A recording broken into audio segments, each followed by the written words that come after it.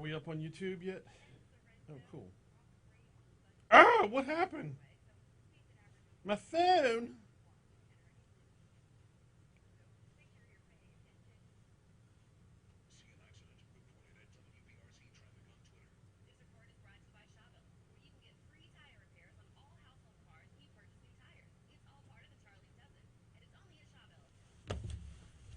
Be back in 20 seconds. 10 seconds, whatever.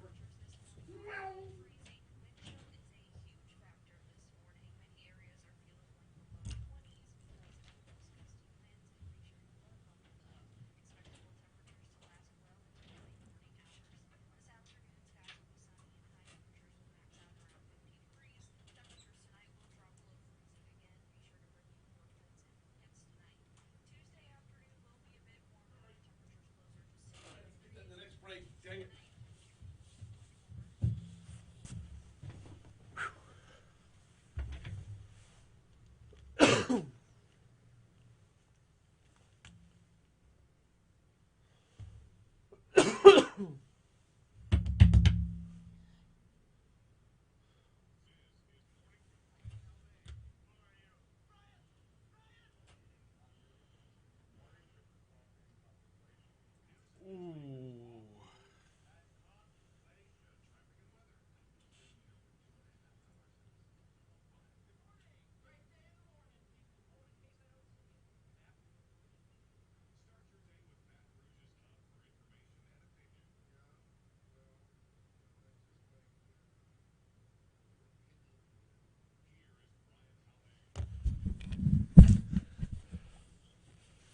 .606 Talk 107.3 FM WBRP. Good morning. Good, brisk, and freezing cold morning. Literally freezing. Happy New Year, everybody. Happy 2022. Welcome aboard. Glad to have you here. It's Mornings with Brian Haldane. Brian's here with you. Jake producing. Glad to have you on board this morning. Glad to get this new year started. Although it feels like a bit of a rinse repeat from the start of 2021. Yeah, I'm sure this is the year that COVID's going to go away, right? It's going to dwindle. It's going to pass. Look, we got a lot of ground to cover, but COVID's going to dominate things to start off the new year. In fact, let's go ahead and give you the rundown here real quick. We're going to talk a lot about the Omicron variant. Patty Olinger is the executive director for the Global Biorisk Advisory Council. Golly, that sounds looming. The Global Biorisk Advisory Council. She's going to join us at 6:35. But Brian, Condon's usually on at 6:35. Yeah, I know. He's out. Today, at least. He'll be back in his normal slot next Monday. In the 7 o'clock hour, the folks from Arley and the Lake are going to be by for Medical Monday. Fair warning, it is a pre-recorded Medical Monday. In fact, if you were listening last Monday, then you've already heard it. Stephen Wagensback is going to hop on board at 7:35. He's the president of the Louisiana Association of Business and Industry. What is in store for LABI in 2022? 2022. Yes. We'll talk with Stephen at 7:35. Right off the bat, we could tell you tax codes are looking differently. That is the effects of the work of 2021 from LABI. In part, a lot of lobbying done by Labi to get that done. But what are we looking at for 22? We'll talk with Stephen at 7:35. The Baton Rouge Area Foundation has a new executive director. His name is Chris Meyer. Golly, that sounds familiar. Oh, yeah, that's Chris from New Schools for Baton Rouge. Cannot wait to chat with him about what BRAF has in store for this year. He's going to join us at 8:15. And then we're going to round things out with, you ever seen the show New Amsterdam? It's one of those procedural shows, like a Law and Order for a hospital. Dr. Iggy Frome is played by Tyler Labine. He's going to join us at 8:40. Season 4 of New Amsterdam coming out tomorrow night. So there's your rundown for the morning. That being said, it is going to be COVID heavy. The governor had a press conference on Thursday, heading into New Year's Eve. Nothing really startling coming out of the press conference. No real earth-shattering, no big mask mandates, at least not statewide. Within state office buildings, the governor has the mask mandates in effect. Of course, on all public transit, the mask mandate never went away. A lot of schools opting to go back to masks as they return to school, which probably isn't the worst of ideas for at least a couple weeks until we're all back from the holidays and can kind of get clear of being outside of our bubbles for a little while. LSU announced on Saturday that when they get back at school midway through January, there will be mask mandates in the classroom. And in fact, I believe for the first 2 weeks, teachers can opt to do things remotely, video conferencing, hybrid schedules, that sort of thing. But no overwhelming mandates coming down from the governor heading into New Year's Eve. We'll have a lot of audio from that press conference at the end of this hour, 6:52 for that segment. It won't be all COVID, though. We'll have top stories and trending. We'll have the outside in. Jake will have this day in history and so much more as we get things started. I will say this, though. As I sit down in the studio, of course, I took last week off, right? So as I sit down in the studio, I open up the screen, and the LDH coronavirus dashboard is open. And this is alarming right here because we're going to do this in real time. The LDH coronavirus dashboard is open on my screen, and it was open to where it was at when I left. And I don't know what the last day was that this refreshed, but it was showing 2,205 new cases, 8 new deaths, and 272 patients in the hospital. So let's do this. Let me take a picture of it first, and then we're going to refresh.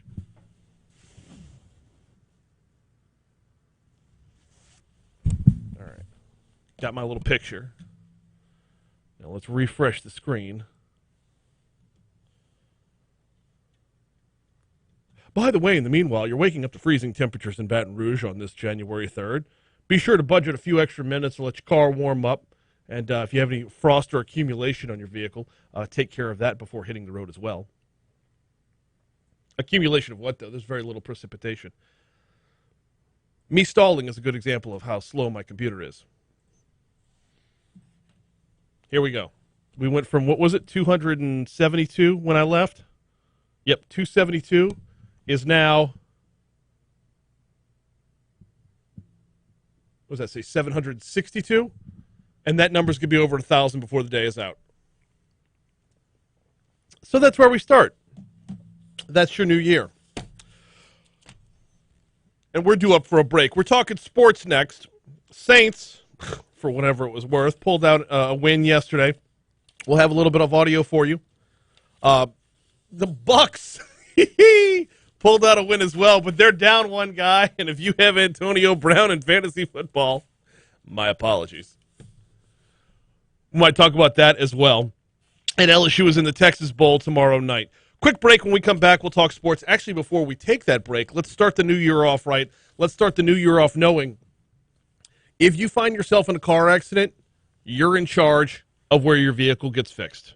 If you find yourself in a car accident, it's not up to the insurance company or the officer on the scene or the random tow truck who just magically appeared even though you didn't call him. You get to decide where to take your vehicle, and that's why I tell you every day about the folks over at Complete Collision Center. Complete Collision Center, 2 locations, one on Plank Road in Zachary, one on Perkins just east of Bluebonnet in Baton Rouge. Their phone number, 768-9898, 768-9898. It's important to know that ahead of time because that's the first call you want to make. You can work things out with your insurance company later. They don't get to choose this. You do. Now, there's going to be a fight with them for sure. There always is. Anybody who's ever been in an accident can tell you there's going to be a fight with your insurance company. Complete Collision will help you out with that.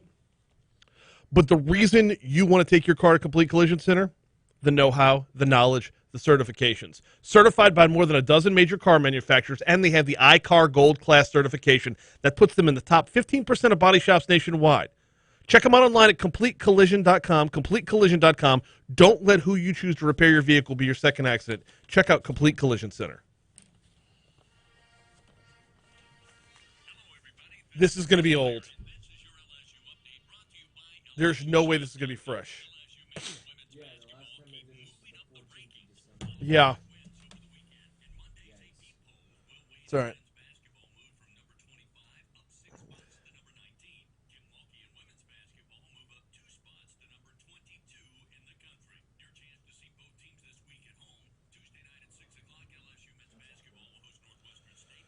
Yeah, it's all right.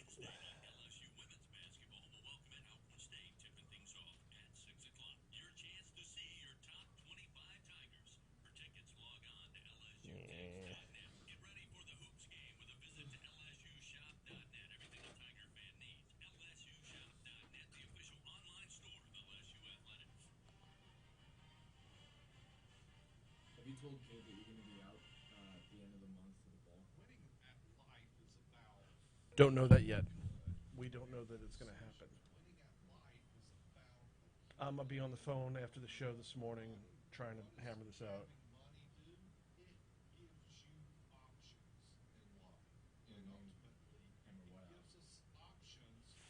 Talking with Congressman Graves' people to find out if they're like, what's attendance going to be like? Are there going to be limitations? Are people not going to go because of all the mask mandates? And you got to walk around like showing people your vaccine card.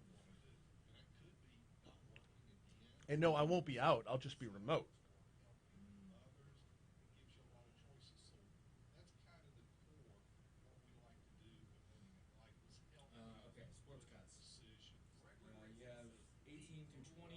Yeah.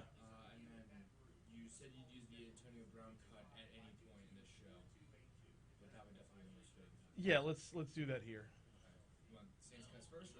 Saints cuts first. Very good, sir.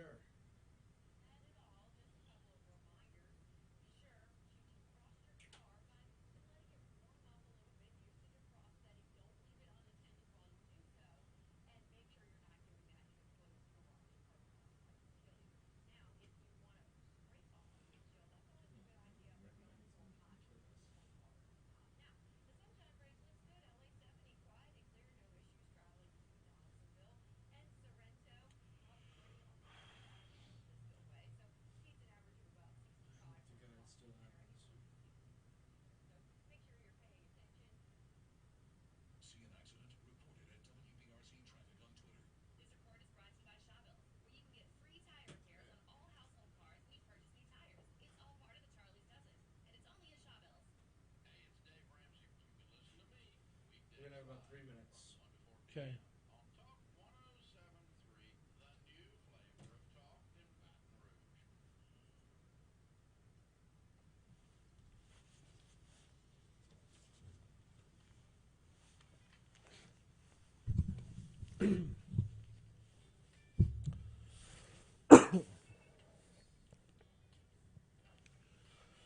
.617 Talk 107.3 FM WBRP. Sports time right around this time, and the Saints kept their playoff hopes alive, that which it is. It's amazing the number of Saints fans who are basically at this point saying, I don't even want to go to the playoffs. I mean, it just looks so abysmal on one side of the football. What's also amazing about it is as bad as they look on offense, that's how good they look on defense. Now, to be fair, yesterday was against Carolina Panthers. But nonetheless. 18-10 is the final score. Saints top the Panthers. Always good to get a division win. Defense leads the way. Sacking Carolina's quarterback, Sam Darnold, 7 times on the day. Defensive end Cam Jordan had three and a half of those sacks. Cornerback C.J. Gardner-Johnson had the game-sealing interception. C.D. Deuce credits the defensive line for that. Cut 18, please.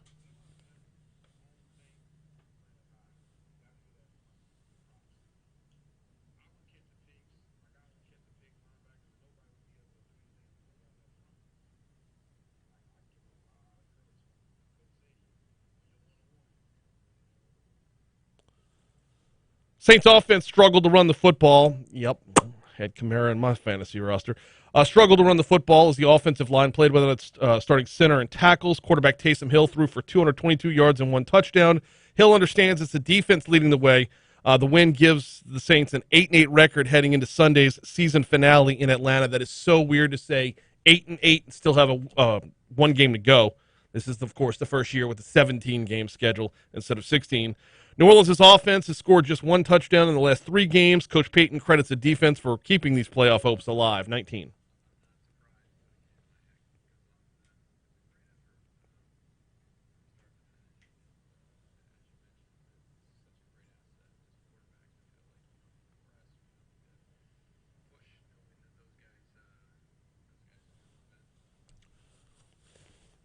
Now, this win gives the Saints that 8-8 record as they move into the season finale at Atlanta.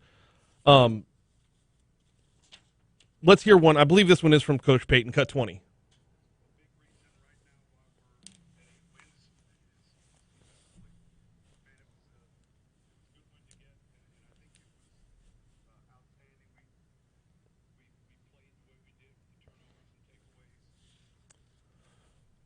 So the Saints will close things out against the Dirty Birds. That'll be coming up this coming Sunday. You'll hear it on Eagle 98.1. Quick break for the Fox Business Report.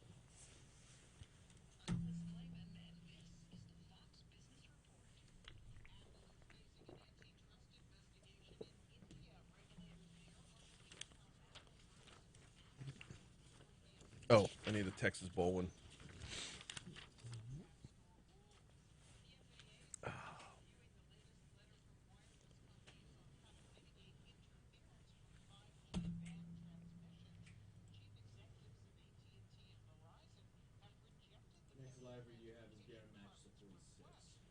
Okay.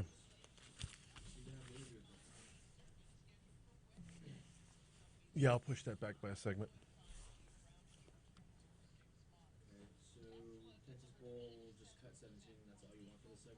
Yeah, that's the only one they had. Well, no. The Bruce Arians as well.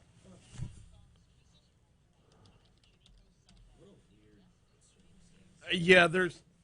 I'm gonna walk down that path. Give me. Hey, I'll be back in 1 second. You two.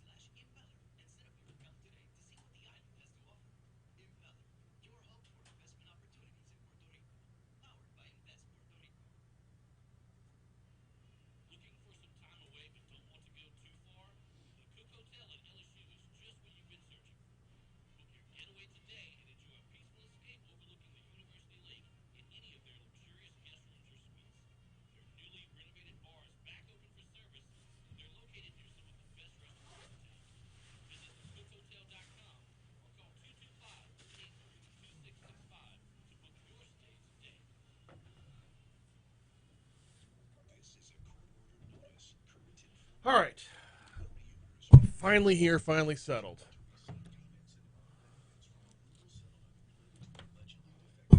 Let's hop into YouTube and see what's happening.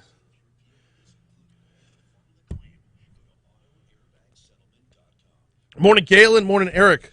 Morning, Clinton. What's happening? Good morning, Debbie. Good morning, everyone.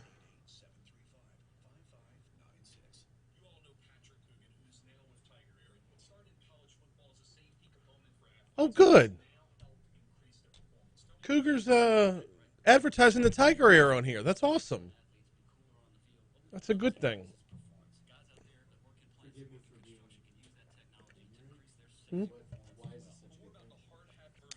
Because it's a new concept and it's growing. It's called Tiger Air. So basically, it's a system of like little fans that go inside a football helmet that are supposed to help. You remember we had them on? Yeah. So now they've moved into the industrial world.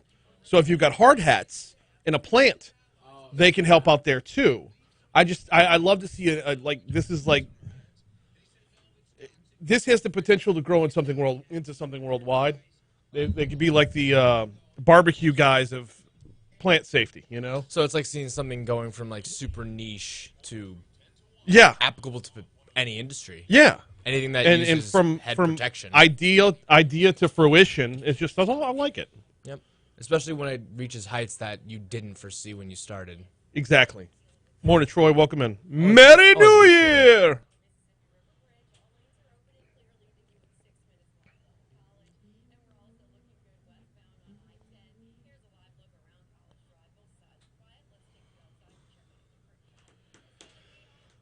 What is the RNC pushing this morning? We've put together a morning frequency, blah, blah, blah. Only people who are vaccinated and boosted should get into a restaurant. Okay. Arians first.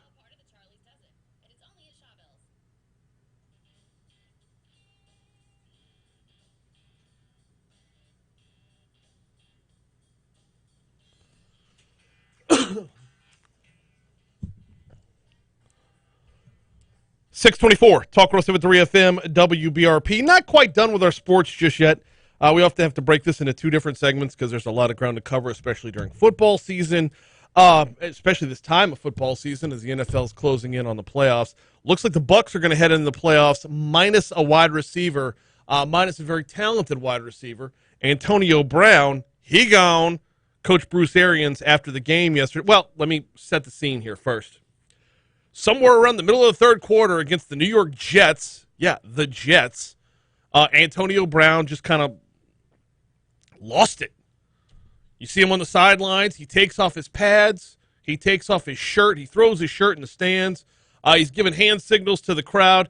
Didn't get a good enough angle to see what those hand signals were. And then just walks off. Just walks off. Head coach Bruce Arians, after the game, said,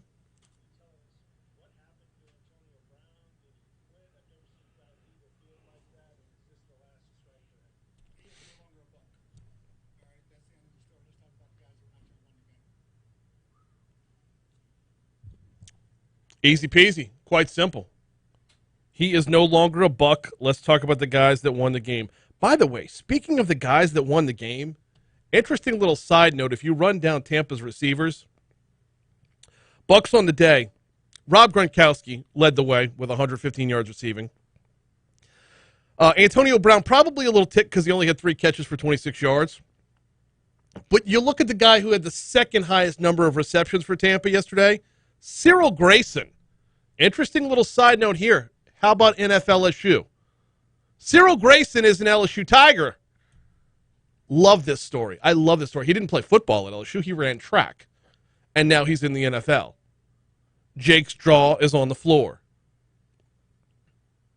Love it. Cyril Grayson.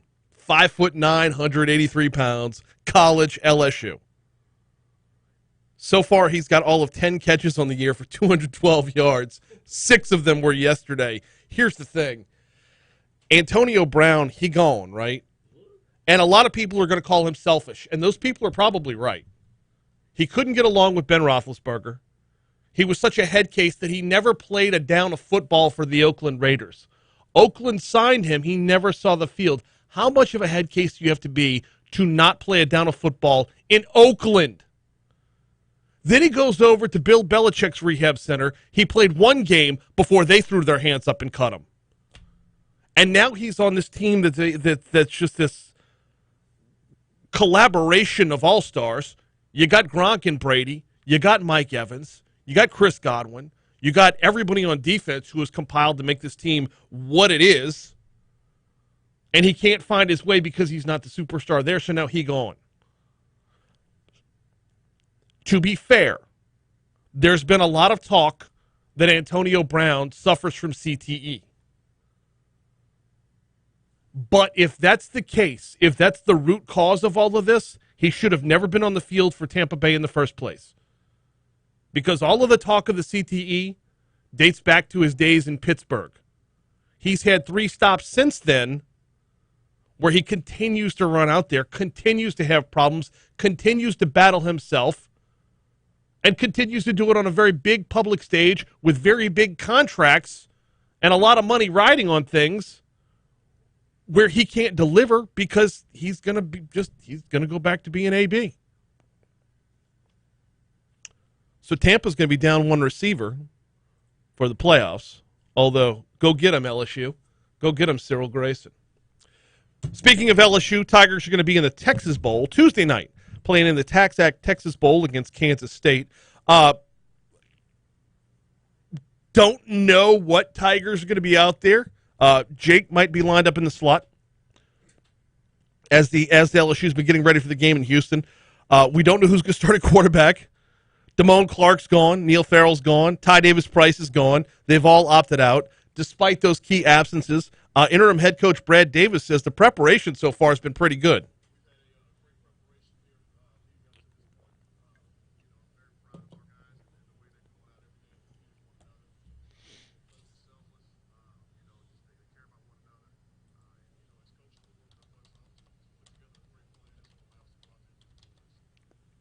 It's just going to be fun. It's going to be with a bowl. It's going to be a pickup game. It's going to be like MTV's Rockin' Jock. Remember Rockin' Jock? I don't think they ever played football. Might see some John Trey Kirkland at quarterback. Might see John Trey Kirkland start at quarterback. Going to learn a lot of new guys' names, a lot of walk-ons' names. A lot of guys are going to get to audition for next year who you would have never, ever heard of before. And at the end of the day, it's an exhibition. It doesn't matter. It really doesn't. Kickoff is 8 p.m. Going to be a late one. Oh, I'm going to be dragging on Wednesday. Kickoff is 8 p.m. on our sister station, Eagle 98.1. Do need to note before we hit the break, and Patty Olinger is the executive director of the Global Biorisk Advisory Council. We're going to talk about the Omicron variant in our next segment. Before we hit that break, though, do need to remind you that while we'll have LSU football at 8 p.m., kickoff 6 p.m. for the pregame show to start on Eagle 98.1, on our sister station 100.7, The Tiger, 6 p.m., you will hear LSU basketball taking on Kentucky in the Maravich Assembly Center tomorrow night. And long overdue, just before tip-off, the court inside the Maravich Assembly Center will officially be named the Dale Brown Court. Long overdue and much deserved. All right, quick break. We'll check news. We'll check traffic. We'll check weather. When we come back, Patty Olinger, executive director of the Global Biorisk Advisory Council, talks Omicron variant next. Oh, I still have like 6 more sports headlines. This is not a sports show. I can't get to all of them. LSU has a new OC.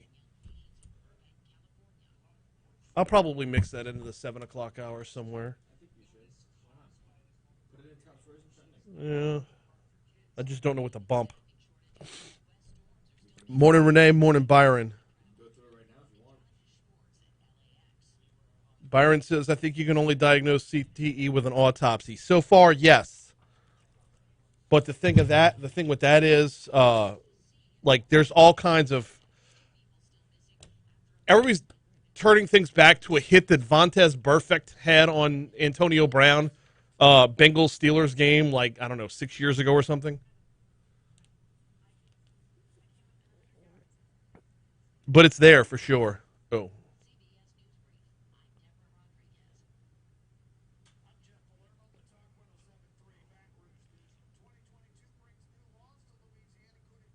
Yeah, it does.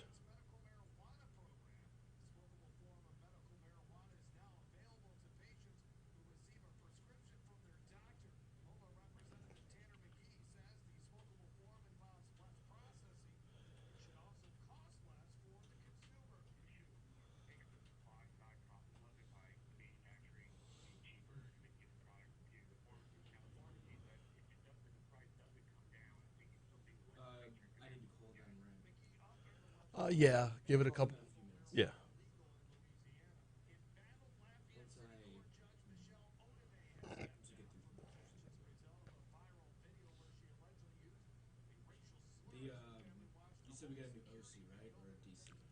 Both, actually. Did we get the OC from Cincinnati? Yeah. And then the defensive coordinator for the Chiefs.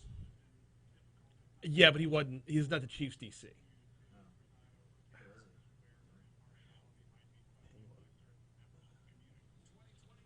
I don't know, I gotta go look him back up again.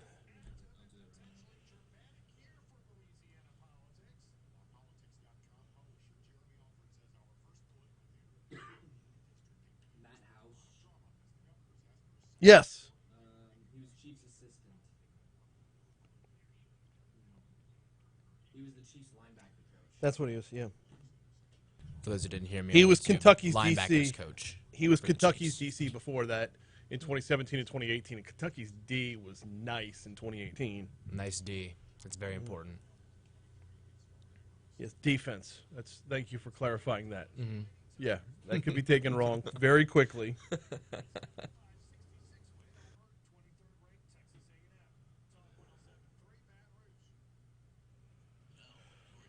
All right. Yep.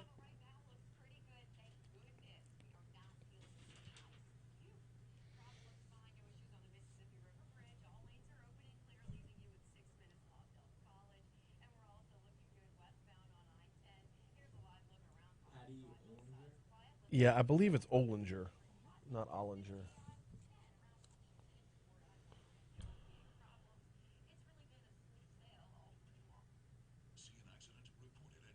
Did I watch Theo's pod with RFK? I did not. Not hearing the interviews.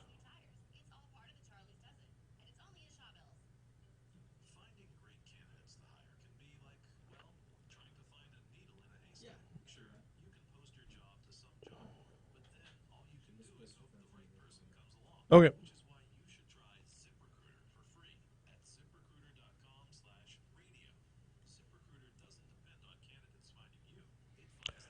New year, new me, no more triggering Brian. Dude, you better not stop triggering me. Need to be pushed.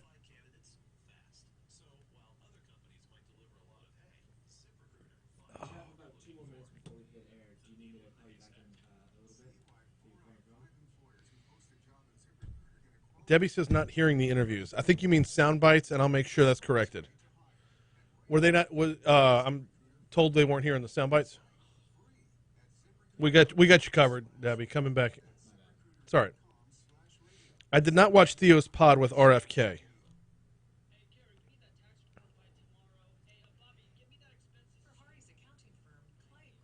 Theo Vaughn?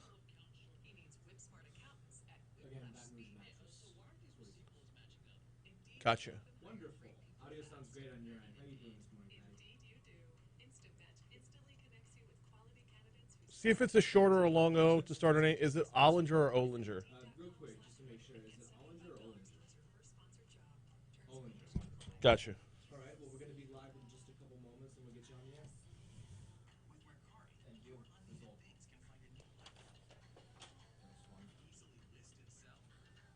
She was trying to find, like, her proper phone. Gotcha.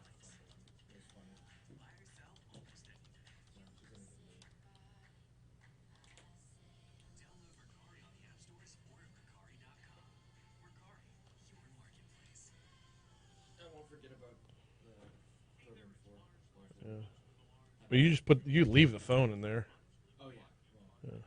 Well, No, so Jake has to toggle back and forth because the sound bites come from the same place as the news. So y'all yell at him when the news plays over the YouTube feed. No, I know.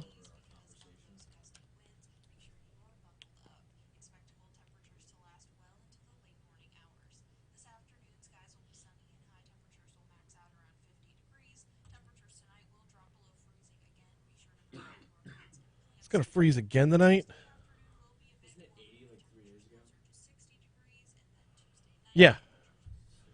Troy says if AB doesn't suffer from CTE, I don't know what are his problems, but I'll bet they're difficult to pronounce. Yeah, probably.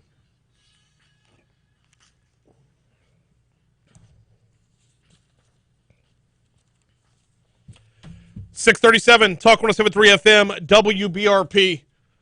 Mornings with Brian Haldane, rolling right along. Good morning, everybody. Welcome in, and Happy New Year as well. So the Omicron variant has kind of dominated the headlines here in Louisiana. We have kind of developed a little tradition amongst since COVID began of being out in front of all the surges. We had Delta before everybody. We had the first surge before everybody. Omicron looking like it's not going to be any different, as we're seeing a record number of cases and then a record number of cases, and then the next day a record number of cases. 12,000 on Thursday, which they didn't count on Friday because of the holiday. So what do we know about the Omicron variant? Well, joining us now to talk about that is Patty Olinger. She's the executive director of the Global Biorisk Advisory Council, which is such an ominous name. Patty, good morning. Welcome to Talk 107.3. How are you? Oh, good morning. Thanks for having me. No, glad to have you on here. Let's start off with what we know. This thing started in South Africa. What have we been able to learn about the Omicron variant? Well, from a scientific standpoint, they've learned that there are several different mutations on this particular variant. And that was what concerned folks in the very beginning, wondering if it was going to be able to evade our vaccines, if it was going to be more virulent, and what the impact on us as individuals was going to have. What we found is that it spreads very easily, and we're seeing that right now with the positive cases that are just exploding, it seems like, all over the place. But that the case that you actually, the illness that you have doesn't seem to be as, as serious as, say, the Delta variant. Mm-hmm. So if you've got several mutations on the same variant, what's the determination between mutations of a variant and just different variants altogether? That's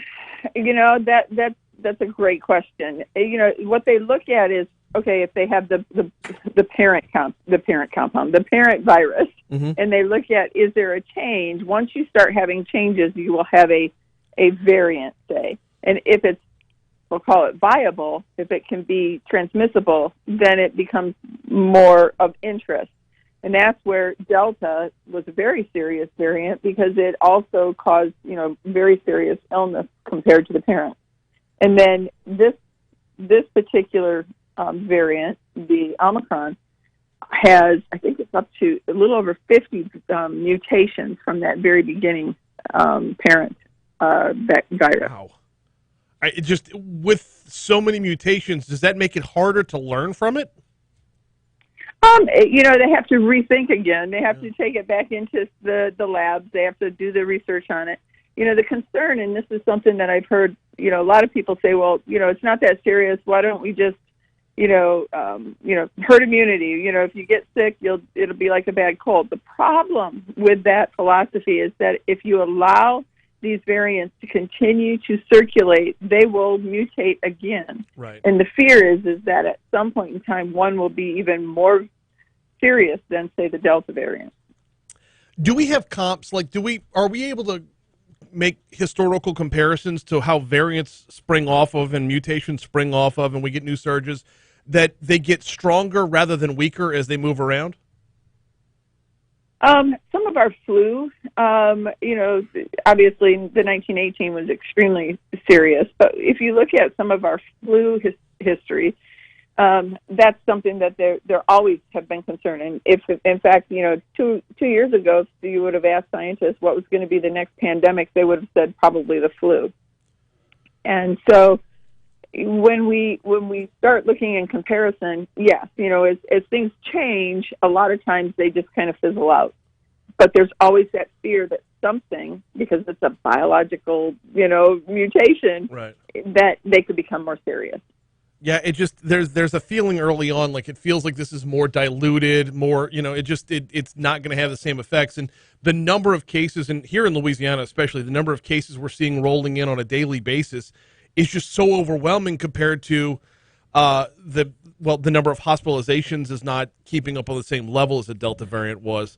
I would assume that means that our sense of urgency as a populace will drop as well, and that's where the danger comes in, if I'm hearing you right. Yeah, and I think we're seeing that already. I mean, if you think about it, we're tired. Everybody's tired. That pandemic fatigue is definitely setting in.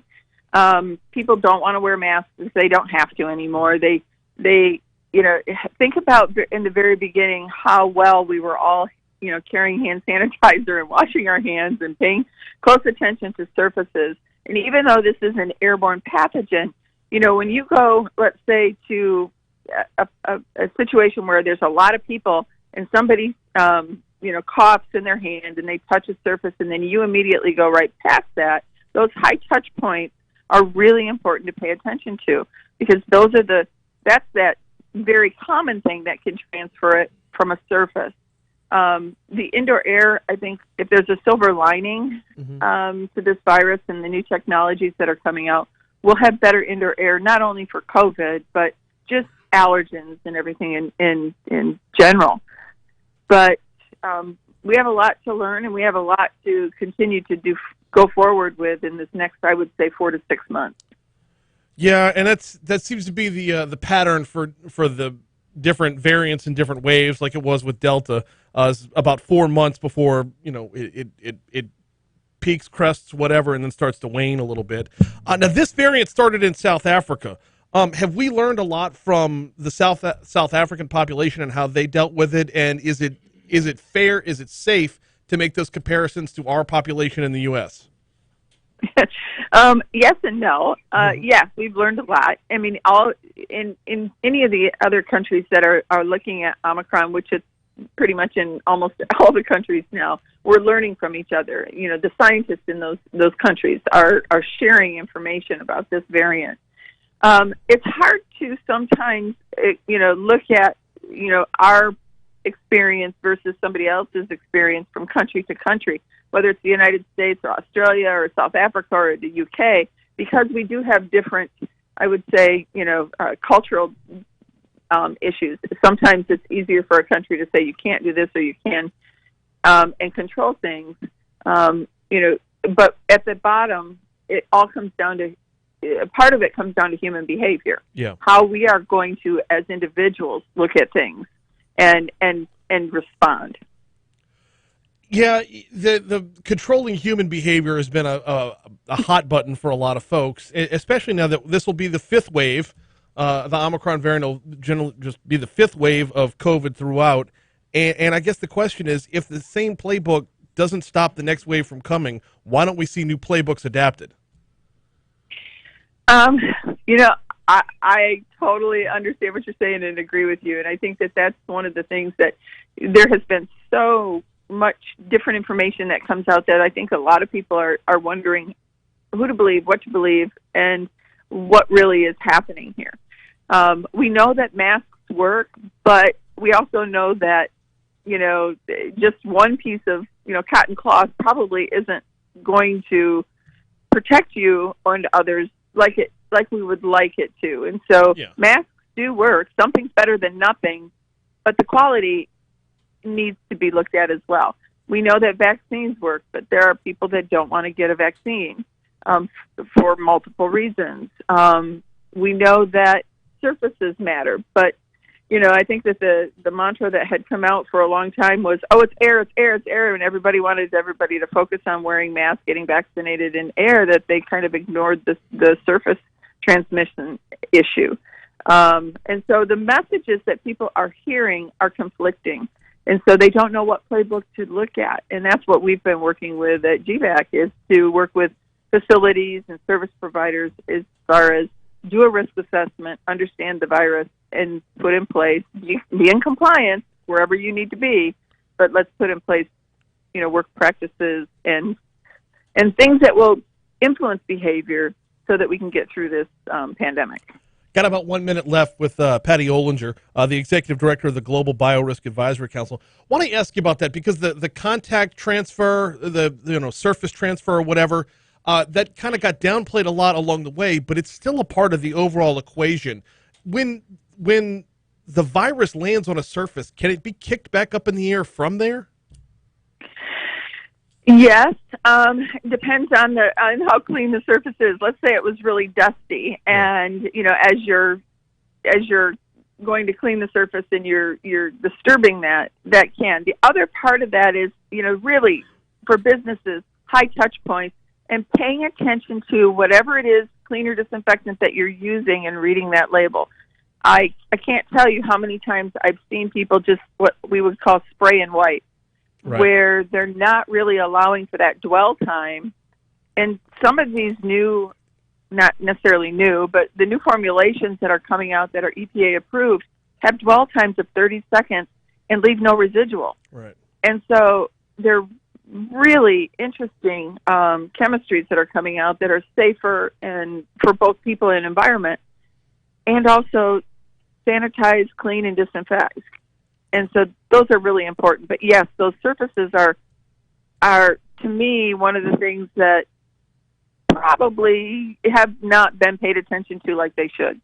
Got 1 minute left. Patty Olinger from the Global Biorisk Advisory Council. Last thing before I get you out of here. I know we can't call it a trend yet because the Omicron variant is appearing milder than the last one. But when the next variant comes out, and the next variant will come out, if that one appears milder than this one, and this one is milder than the last one, can we then start to see a light at the end of the tunnel? I believe so. I think we're going to see that because we're going to get better treatments. We're going to get a better understanding of how the vaccines really work as time goes on. It wouldn't surprise me if this is like the flu, that it becomes part of our normal, vaccine, say, regimen.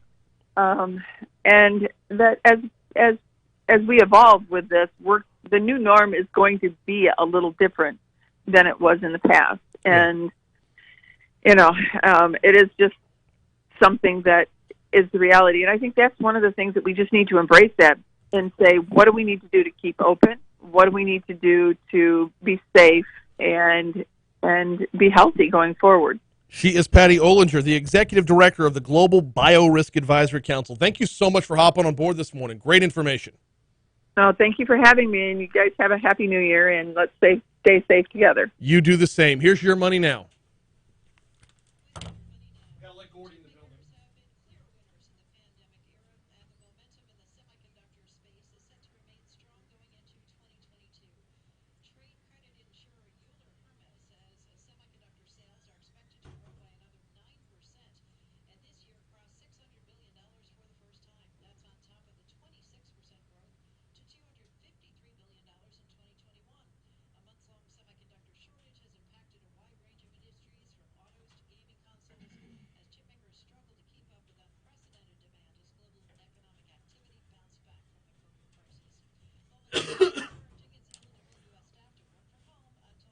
All right, I'm back.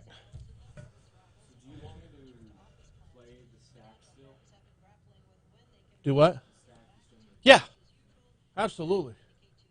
We're just going to have to eat up some of the sound bites that are... I could circle back to them in the final segment because there's some stuff I need to get to in there. But if I don't play it sequentially, it's not going to make sense. Plus, I got to start off with Baton Rouge Mattress. Yeah, no, he tells a story. The governor told us everything we need to know on Thursday without telling us everything we need to know on Thursday. Yeah. Thursday was, to put it in TikTok terms, tell me you're not taking this seriously without telling me you're not taking this seriously.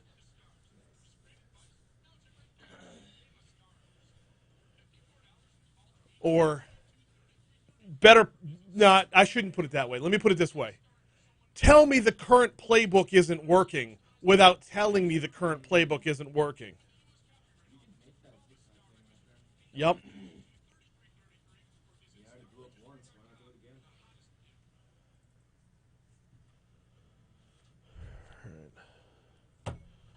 Let's see. All shows the same symptoms as someone on... Oh.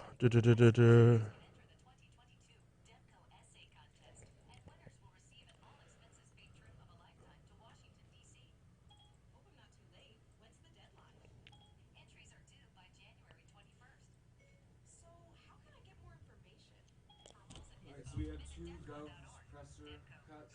Yeah. Smokes, they're 18 dancing around. No. JBE 1 through 7. Okay, got those. Yeah, those were the full chunk that I pulled all the sound bites out of. Okay, they're still on there. Yeah, no, they were in the folder because I came up yesterday to save them, and that's where I saved them to, was today's folder. You can blow those 2 out. That's fine. You can delete them. I need the individual JBE 1 through 7. I haven't heard from Christy yet. Christy, are you in this morning?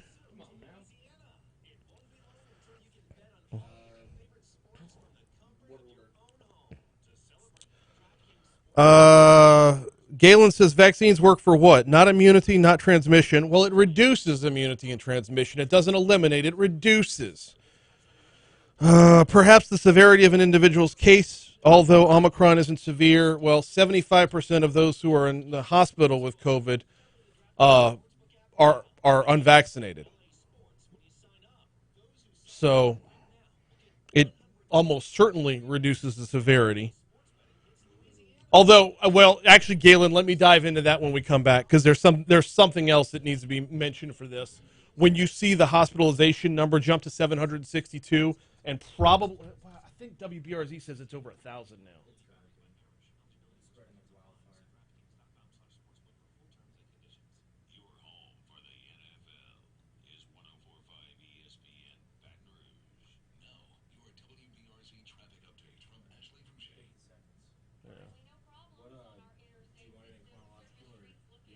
No, I'll call for him.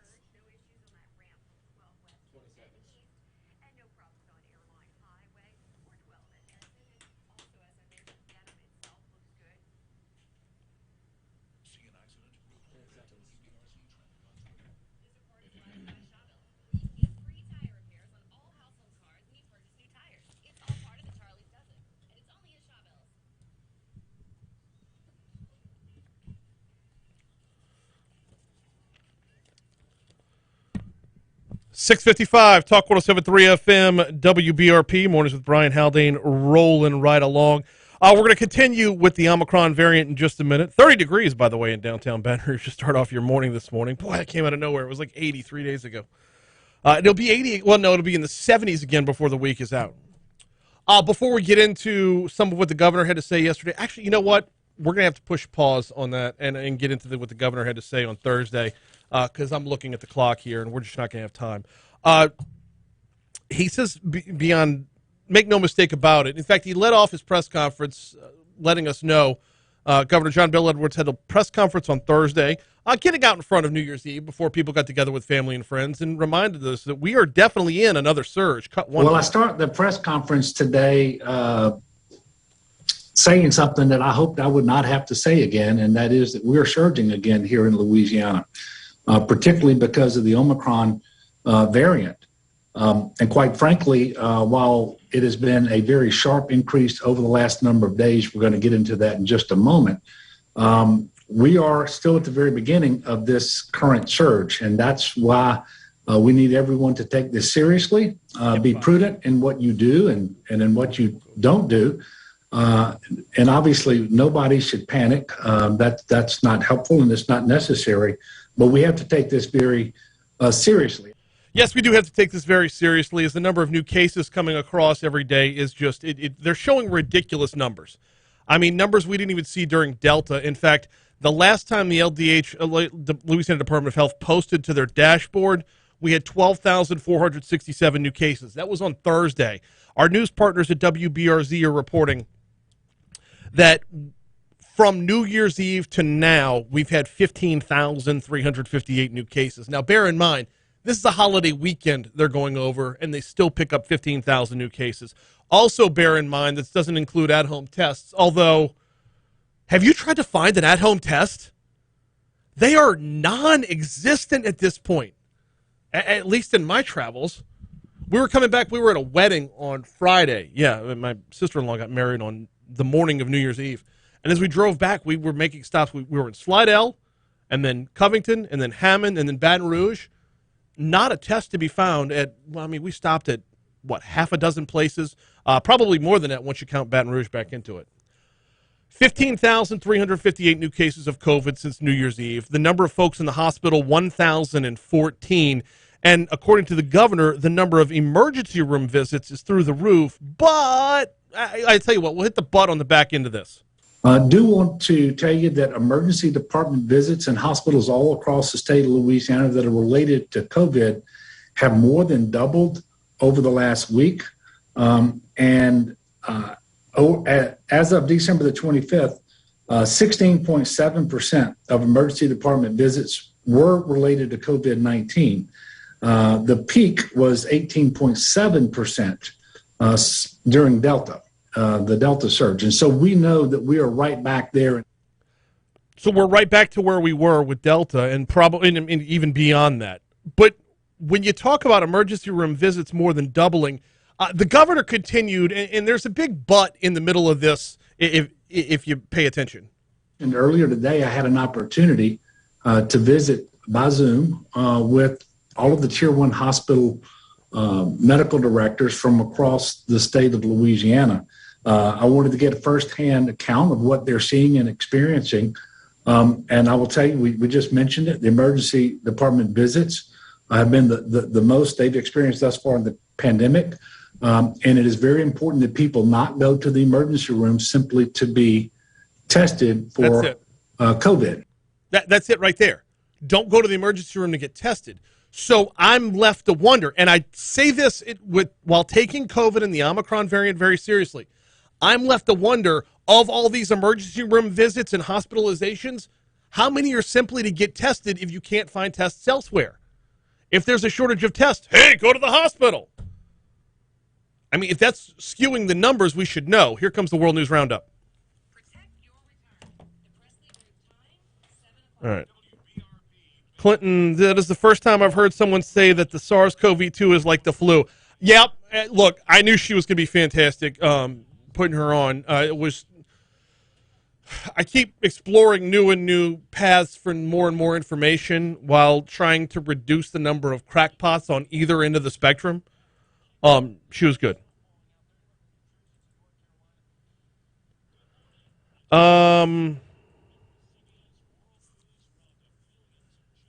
Debbie says, let's please stop calling it a vaccine. There's got to be another word for it, though, right? Reduces, am I sure? Yeah, I mean, the number of people who are in the hospital is far greater for the unvaccinated than the vaccinated. The number of people who are contracting it is still greater than the number of people who are unvaccinated is still greater than the number of people who are unvaccinated. Yeah, it reduces. And I know the number of new cases, albeit asymptomatic, the number of new cases is not nearly where it was under the Delta variant, but I want to say it's like, what was it, 70% of new cases are unvaccinated? 70 is still higher than 30. Or 65, if it's gone down, 65 is still higher than 35. So yeah, reduces is the right word. It's about viral load, phrasing. If you can reduce that, you will reduce transmission and likelihood of severity. The approved vaccines do that. The word is treatment. So, but it's a proactive, not reactive, Clint. Now, I like where you're going, but treatment tends to be more reactive. An ounce of prevention is worth a pound of cure, right?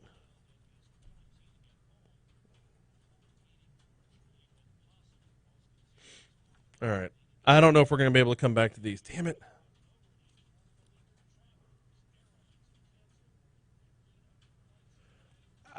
We are almost certainly going to revisit cut 7, but keep the rest of them open anyway. Yeah. Damn it. I knew Patty was going to be good. I didn't know she was going to be that good. I really appreciated that whole segment. That was worth running way, way over. Okay, let me knock out, I'll do Baton Rouge Mattress on the way in, then Top Stories, and then Mooyah. And then, okay. Well, then I got time. Yeah. All right. I gotta get water. I gotta get back on the horse. Taking that week off, you know what I did the most during that week is stop drinking as much water as I should. And when you start drinking your proper amount of water, when you peel off and start getting like dehydrated or underhydrated, it shows. You feel it. Oh, headaches. Oh God, I didn't feel sick when I went home, but I definitely just felt drained. Yeah. So much more. Yeah. Granted, I did a lot of walking. Maybe I had COVID. No, we're totally talking semantics. Absolutely, yeah. I just like to be accurate. God knows I'm wrong about enough.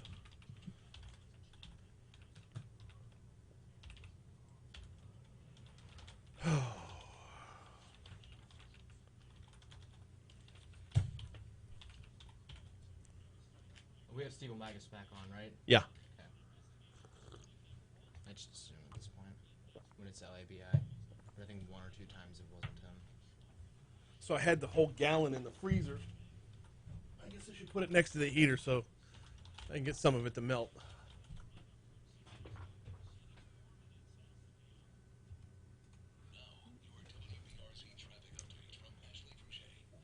I'm going to sharpen my pencil. Be back in like 10 seconds.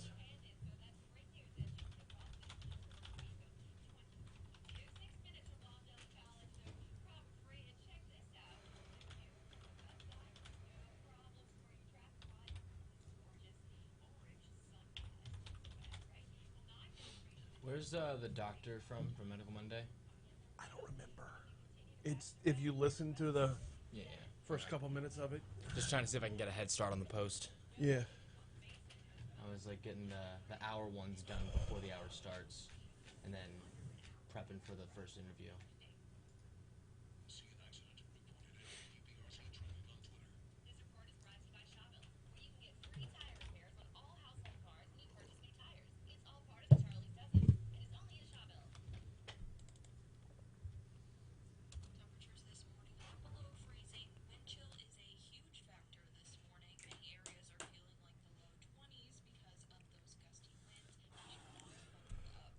The vaccination does reduce the severity, given that the hospitalization numbers may simply be reflecting that and not transmission numbers. It appears that transmissibility is not reduced to me. Well, look at the overall number of cases. I mean, what's the latest? 64% of cases are not vaccinated, which is lower than it was a week ago, to be sure. But at the same time, though, 64% is more than 50%, therefore it's a majority. Lots of vaccines require booster shots, including measles, mumps, rubella, Hep A and B. Yeah, but those, okay, once you get that booster, you're done, though, Byron. We don't know if we're done with this one yet. I'd like to be done. Here we go. Yeah! 7:06, Talk 107.3 FM, WBRP, Hour 2 of Mornings with Brian Haldane coming your way right now. Brian here with you, Jake producing. We got a busy hour. Medical Mondays coming up at 7:15. Full disclosure, it is a pre-recorded segment this week as we're starting off the new year with the docs from Our Lady of the Lake. Sorry, multitasking right there. Give me just a second. So as we're starting off the new year with the docs from Our Lady of the Lake, we'll be back into our live segments, I believe, next week, or fresh segments. If you were listening last Monday, you have already heard this Medical Monday. But that's coming up in our next segment. After that, Stephen Wagasback from LABI is going to hop on board. What's in store for business in 2022? What can we expect in 2022? We're talking LABI in our 7:35 segment. Of course, we'll have the outside in to round up the hour. Getting you to the top stories and trending in 60 seconds, which is enough time to remind you about the folks over at the Baton Rouge Mattress Outlet. They've got two locations, 4065 Florida Boulevard and the corner of Jefferson and Hoosier 2 down in the southeastern portion of the parish. Look, talked with Mitch over the weekend, and he is going to extend his end-of-year warehouse clearance sale for Talk 107.3 listeners. Drop my name. You will get your end-of-year warehouse clearance sale prices all this week. If you mention you heard about it on Talk 107.3 FM. Also, 0% interest for 48 months, I believe, continues as well. Look, if you want a good night's sleep, it has to start with a good mattress. I can't tell you the difference between... So, Christy and I got a new mattress. It was, I guess, almost a year ago. Yeah. We're going on a year now with our new mattress, which I guess that makes it not so much new anymore. But the difference between laying down on a lumpy mattress that had been rotated 100 times, laying down on a mattress that just, kind of was used to Fat Brian. That's the only way to put it. Getting a good night's sleep starts with a good mattress, and Mitch Kimball and his team, they encourage you to come on out to the showroom, try out as many as you can, find the one with the firmness that is right for you at both locations of the Baton Rouge Mattress Outlet, 4065 Florida Boulevard or the corner of Jefferson and Hoosier 2. Time for top stories and trending. Let's get it.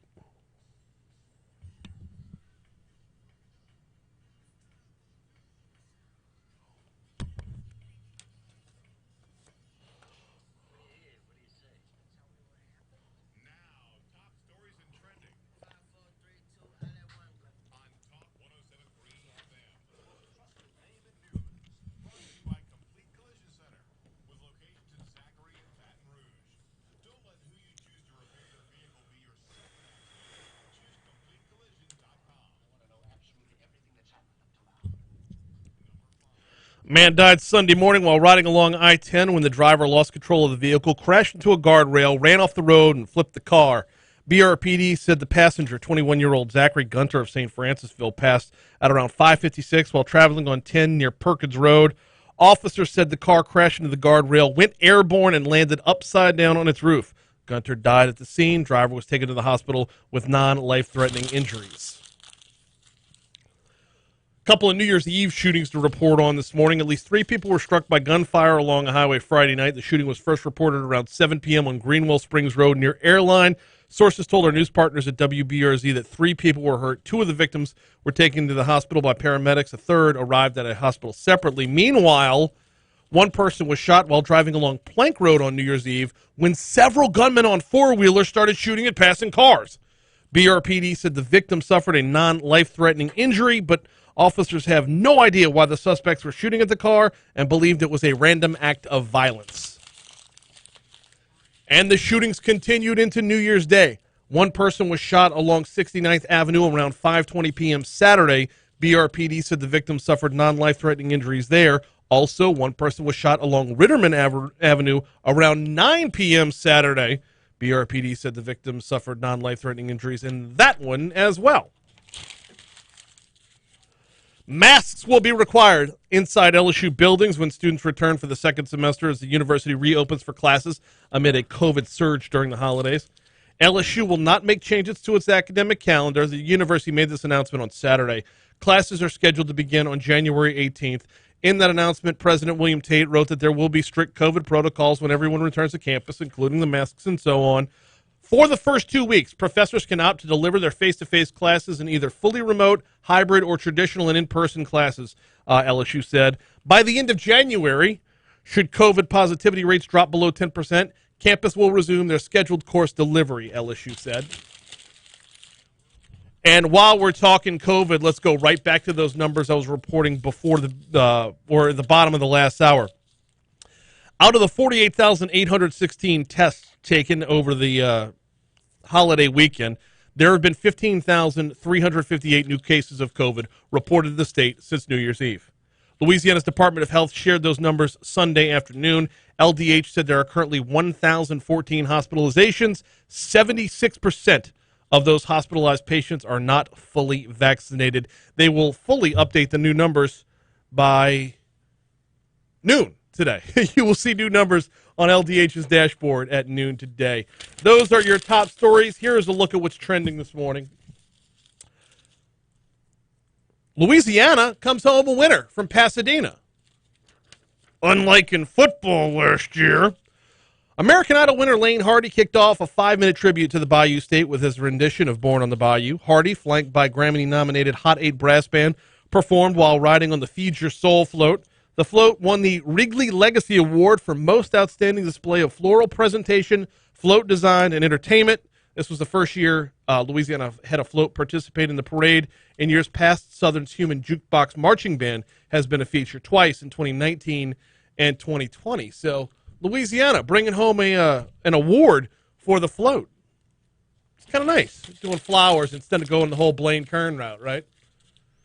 Those are your top stories in trending. Let's take a quick break. When we come back, Medical Mondays coming your way next.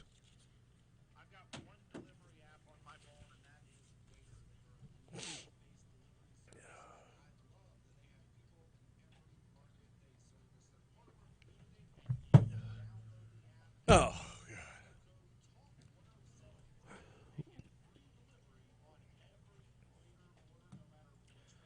All right, there's that.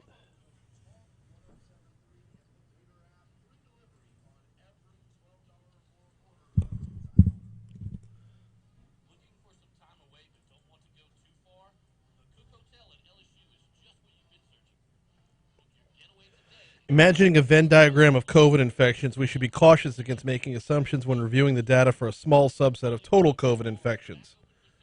Elaborate on that, Galen. I think I like where you're going.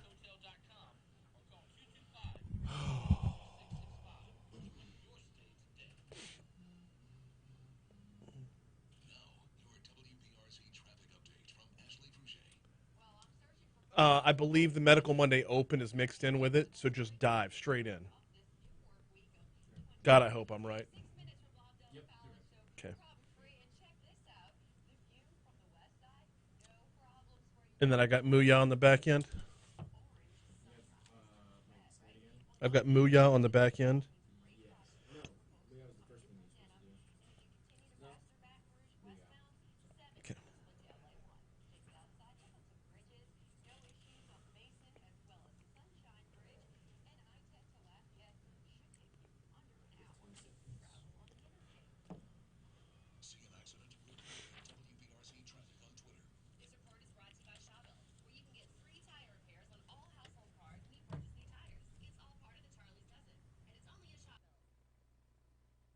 It's time for Medical Monday, brought to you in the interest of your health by Our Lady of the Lake Regional Medical Center. Christmas week is upon us, and the holiday blues are upon us as well. Joining us now to talk about that, Dr. Carmen Polito from Our Lady of the Lake. Dr. Polito, good morning. Welcome to Talk 107.3. How are you?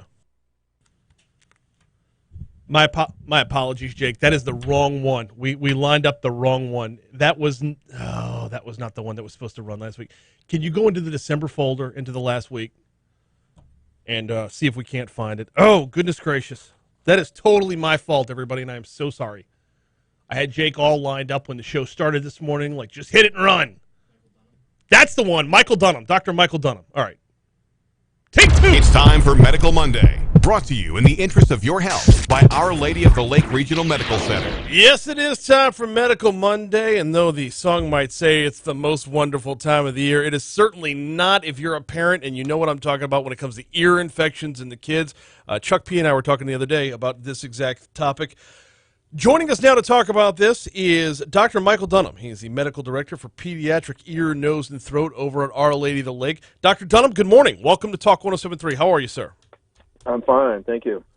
Glad to have you on here. Glad to be talking about this. It seems like we took a little time off for like everything else last year with COVID, and now this year every other medical issue under the sun is back in play, as it were. So let's get down and dirty and talk about ear infections.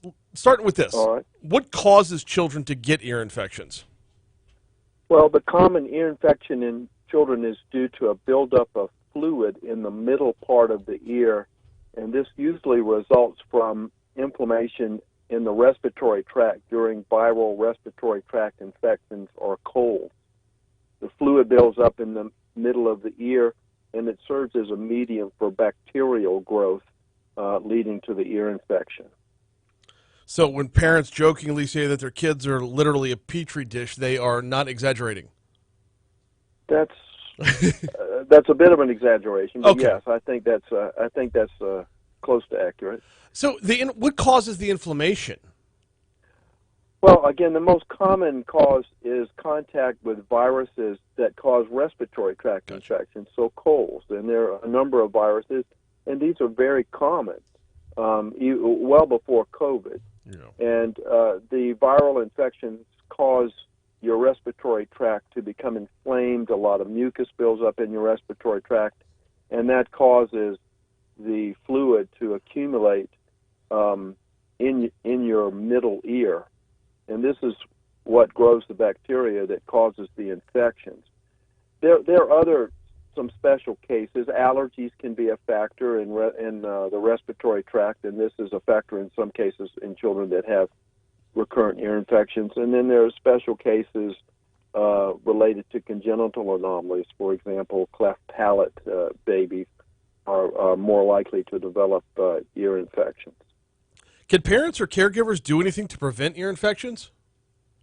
Well, there are three well-documented factors that caregivers should consider to prevent respiratory and ear infections in their child. The first is breastfeeding. There's clear documentation of the beneficial effects of breastfeeding in the reduction of a number of infections, including respiratory tract and ear infections in younger children. Another factor is secondhand smoke exposure. Cigarette smoke exposure is another well-documented cause of respiratory and ear problems in children, and this is, of course, something you can do to try and prevent the problem. The third one that's well-documented in clinical studies is attendance in overcrowded daycare settings. Again, there's good documentation. If your child is in a daycare with more than 6 children under the age of 2 years, the risk of recurrent ear infections is a lot greater than it is for children who are at home or in a smaller daycare setting. Does that There are a few others. Immunization is an issue. The CDC currently recommends Homophilus and pneumococcal vaccinations for children. These are bacteria that cause several types of infections in children, including ear infections. And this is something you would typically discuss, with your primary care doctor.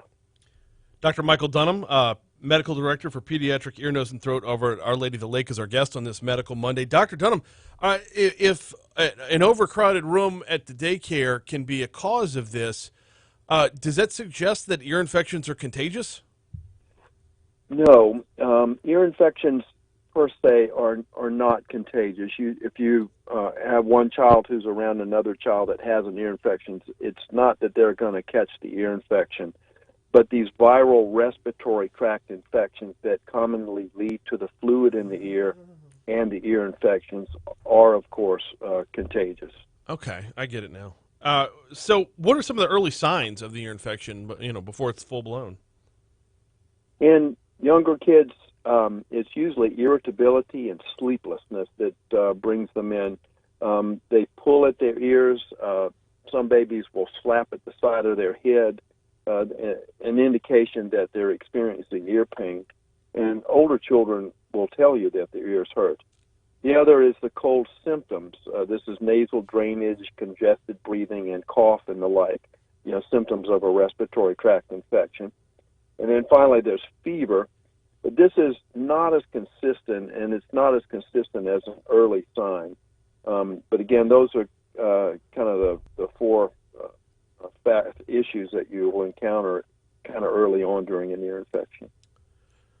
When does an ear infection become a problem, either short-term or are there any long-term effects? Short-term, this is a very common condition, and, typically you're seen by your pediatrician and treated. When they become recurrent or associated with persistence of this fluid in the ear, causing hearing loss, then it becomes a matter of concern. The general guidelines for concern are when the child is experiencing more than 3 ear infections over a 6-month period, or persistent fluid in the ears that's been present for more than 3 months. And these are your usual reasons for the primary care doctor to refer the child to a specialist. What kind of treatments do we talk about? Well, okay, good question. Yes. First of all, there's good evidence that not all ear infections require treatment other than supportive care for the cold, things like nasal saline and suctioning of the ears, and many of these infections will resolve without treatment. I tend to suggest treatment with antibiotics in cases where there is associated fever or there is severe ear pain. And then, like I said, the treatment is with antibiotics.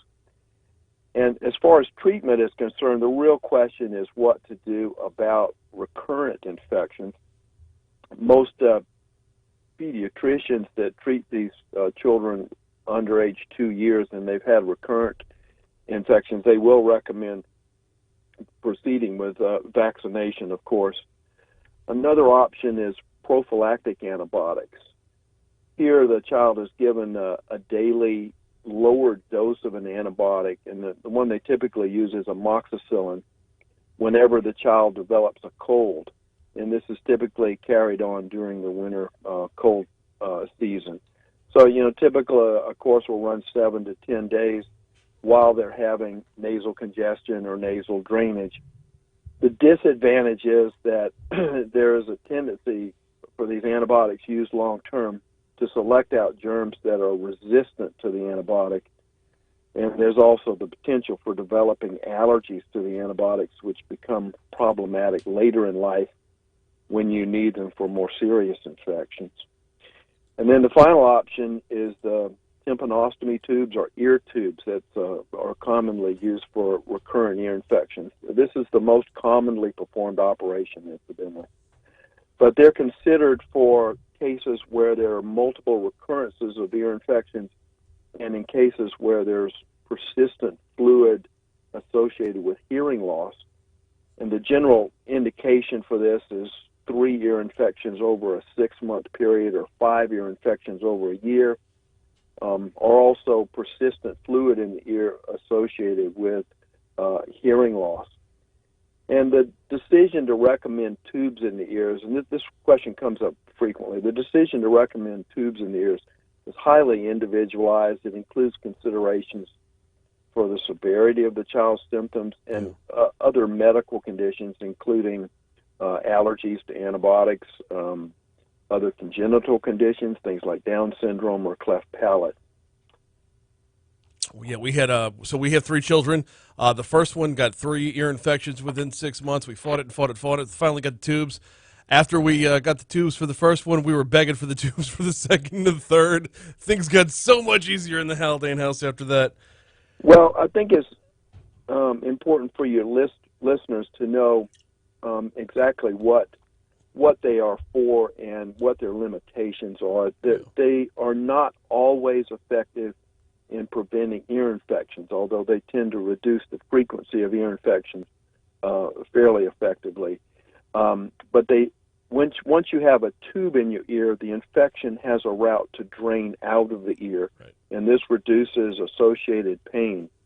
And the tube also provides a conduit for topical antibiotic treatment instead of antibiotics having to be taken by mouth. And now you're reducing the risks of resistant germs to the antibiotics and allergic reactions to the antibiotics. And the other thing important to say about the ear tubes, if you have a hearing loss, if a child has a hearing loss due to fluid in the ear, they are very effective in eliminating that hearing loss. So those are kind of the considerations that go into, when to insert the tubes, what the indications are. Yeah, our biggest takeaway was right away she was sleeping better. And that's obviously because she wasn't retaining the fluid anymore. Hey, got one more for you before I get you out of here, and I greatly appreciate your time this morning. Sure. What about adults and ear infections? Can adults get them as well? Yes, but the situation is a little different. Adults are more likely to experience outer ear infections. These are infections that involve primarily the ear canal that leads down to your eardrum. And this is the common swimmer's ear, and it's due to exposure to the germ that causes the infection. And these are skin infections more than ear infections. And the other thing is adults are more likely to experience inner ear infections, and these are somewhat complex matters as far as diagnosis and treatment is concerned, but they're associated with loss of balance and dizziness. And the final thing to say about that would be that if you are a child and you have chronic ear infections, they are a small percentage that will go on to have problems during adulthood, and it can lead to things like holes in the eardrum, infection in the bone around the ear, and a condition that's called chronic otitis media. And there are a relatively small number of adults that suffer from this. Absolute wealth of information this morning. He is Michael Dunham, the medical director for pediatric ear, nose, and throat over at Our Lady of the Lake. It's valuable information any time of year, but cold and flu season seems to bring it out in everybody. Dr. Dunham, thank you so much for the time this morning. All right, Brian. Thank you, too. Medical Monday comes your way every Monday, courtesy of the folks over at Our Lady of the Lake. Excuse me. We've got a lot more ground to cover this morning, and we are going to be talking business in our next segment. Stephen Wagasback is the president of the Louisiana Association of Business and Industry. He will join us next. Hey, before we get you we got a break coming up in just a minute. Before we get you to that break, I want to remind you about the folks over at Mooyah Burgers, Fries, and Shakes. They've got 2 locations here in town. One's on Bluebonnet, close to Highland. The other is on Segan, just north of Industrialplex. What you're going to find at both locations is the same great service, the same top quality ingredients, the same wonderful, I would call it the best burger in Baton Rouge. Whether you're talking about the ranch hand, whether you're talking about the indulgent barbecue, the hamburger dog, the A-Wonderful, whether you're talking about, I'm a double Diablo guy, single Diablo guy now. Diablo dog, by the way, underrated. Yeah, they got hot dogs too. Mooyah Burgers, Fries, and Shakes. When you walk through the front door, you will be greeted sincerely. It's not just like some rando in the back going, welcome. No, they take pride in taking care of you. They've got freshly cut vegetables. They bake their potato buns fresh every day, and they use certified Angus beef, bringing it all together to make for a wonderful experience at both locations of Mooyah Burgers, Fries, and Shakes. If you don't yet have your lunch plans for today, and really who would at 7:29 in the morning, maybe swing by Bluebonnet at Highland, Segan just north of Industrialplex for either location of Mooyah Burgers, Fries, and Shakes.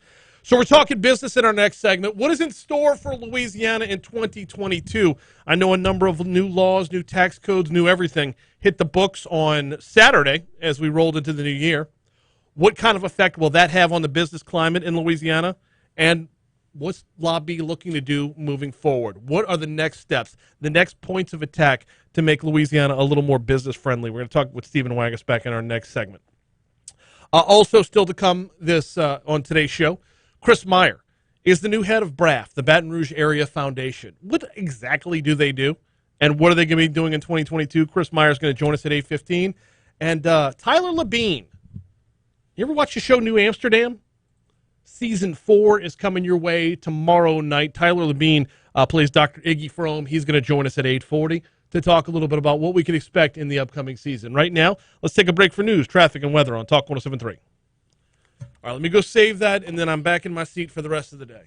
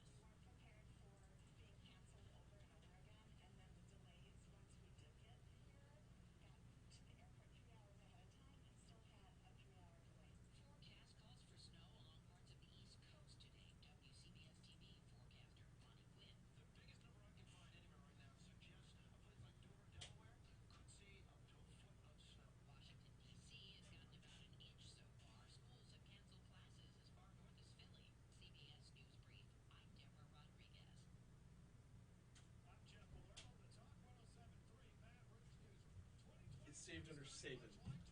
Now, that comment was actually in December of 2006.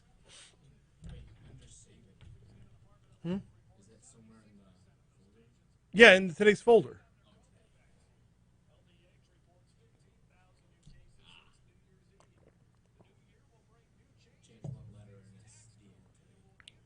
Yes. Change one letter and reverse 2 letters, and it's Santa.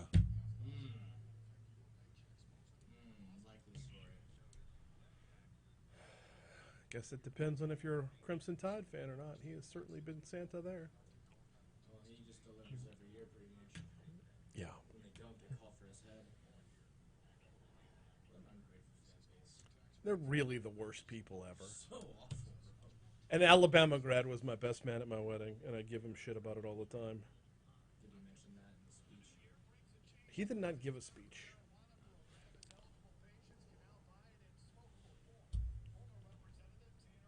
I'm just now getting to the age where, like, weddings, I'm attending them. Yeah. Being a part of them. Is it normal for a best man to give a speech, or is it, like, subjective? Totally subjective.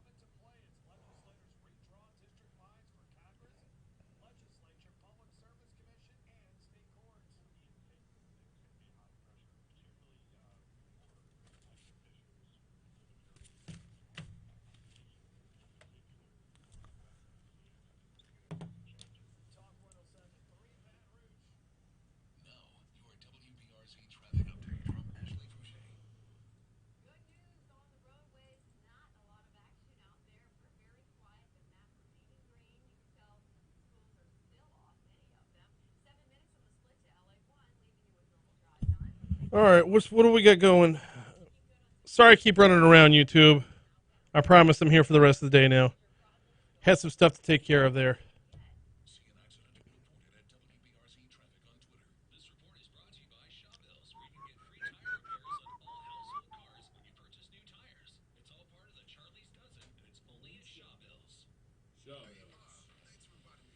Huh.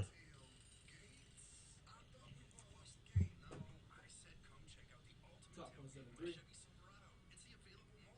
Morning, Steven. How are you? Can't complain. It's Monday morning. We're going to have you live in just a couple moments, and see you there. Ask him what we're talking about. Oh, Brian wanted me to ask what we're talking about today.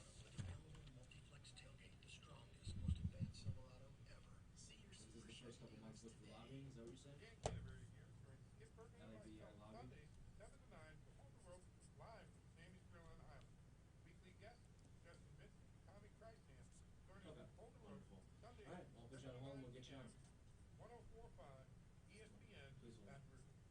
They're saying that what the first couple months are going to look like for LAB. Okay. With Mercari, your unneeded things can find a new life.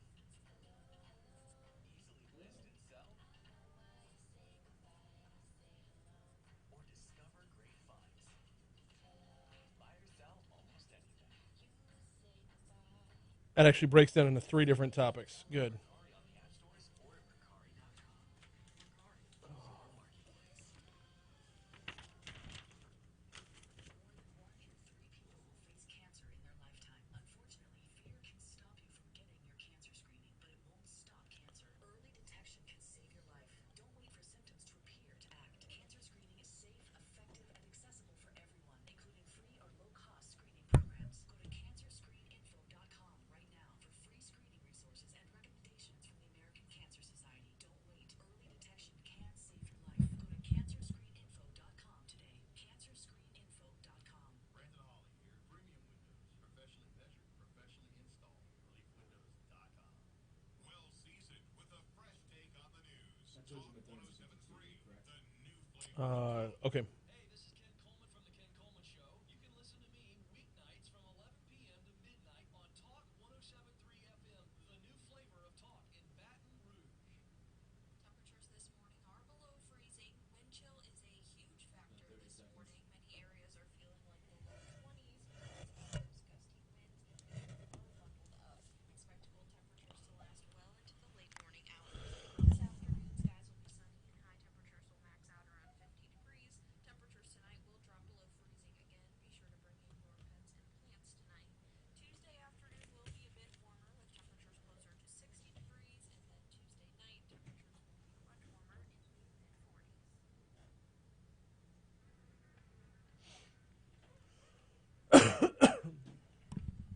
mid-40s. 737 Talk 1073 FM WBRP. Let's keep it moving. Keep rolling on as 2022 is upon us, and Happy New Year to everyone. Happy New Year to Stephen Wagasback, president of the Louisiana Association of Business and Industry. Stephen, good morning. How are you, sir?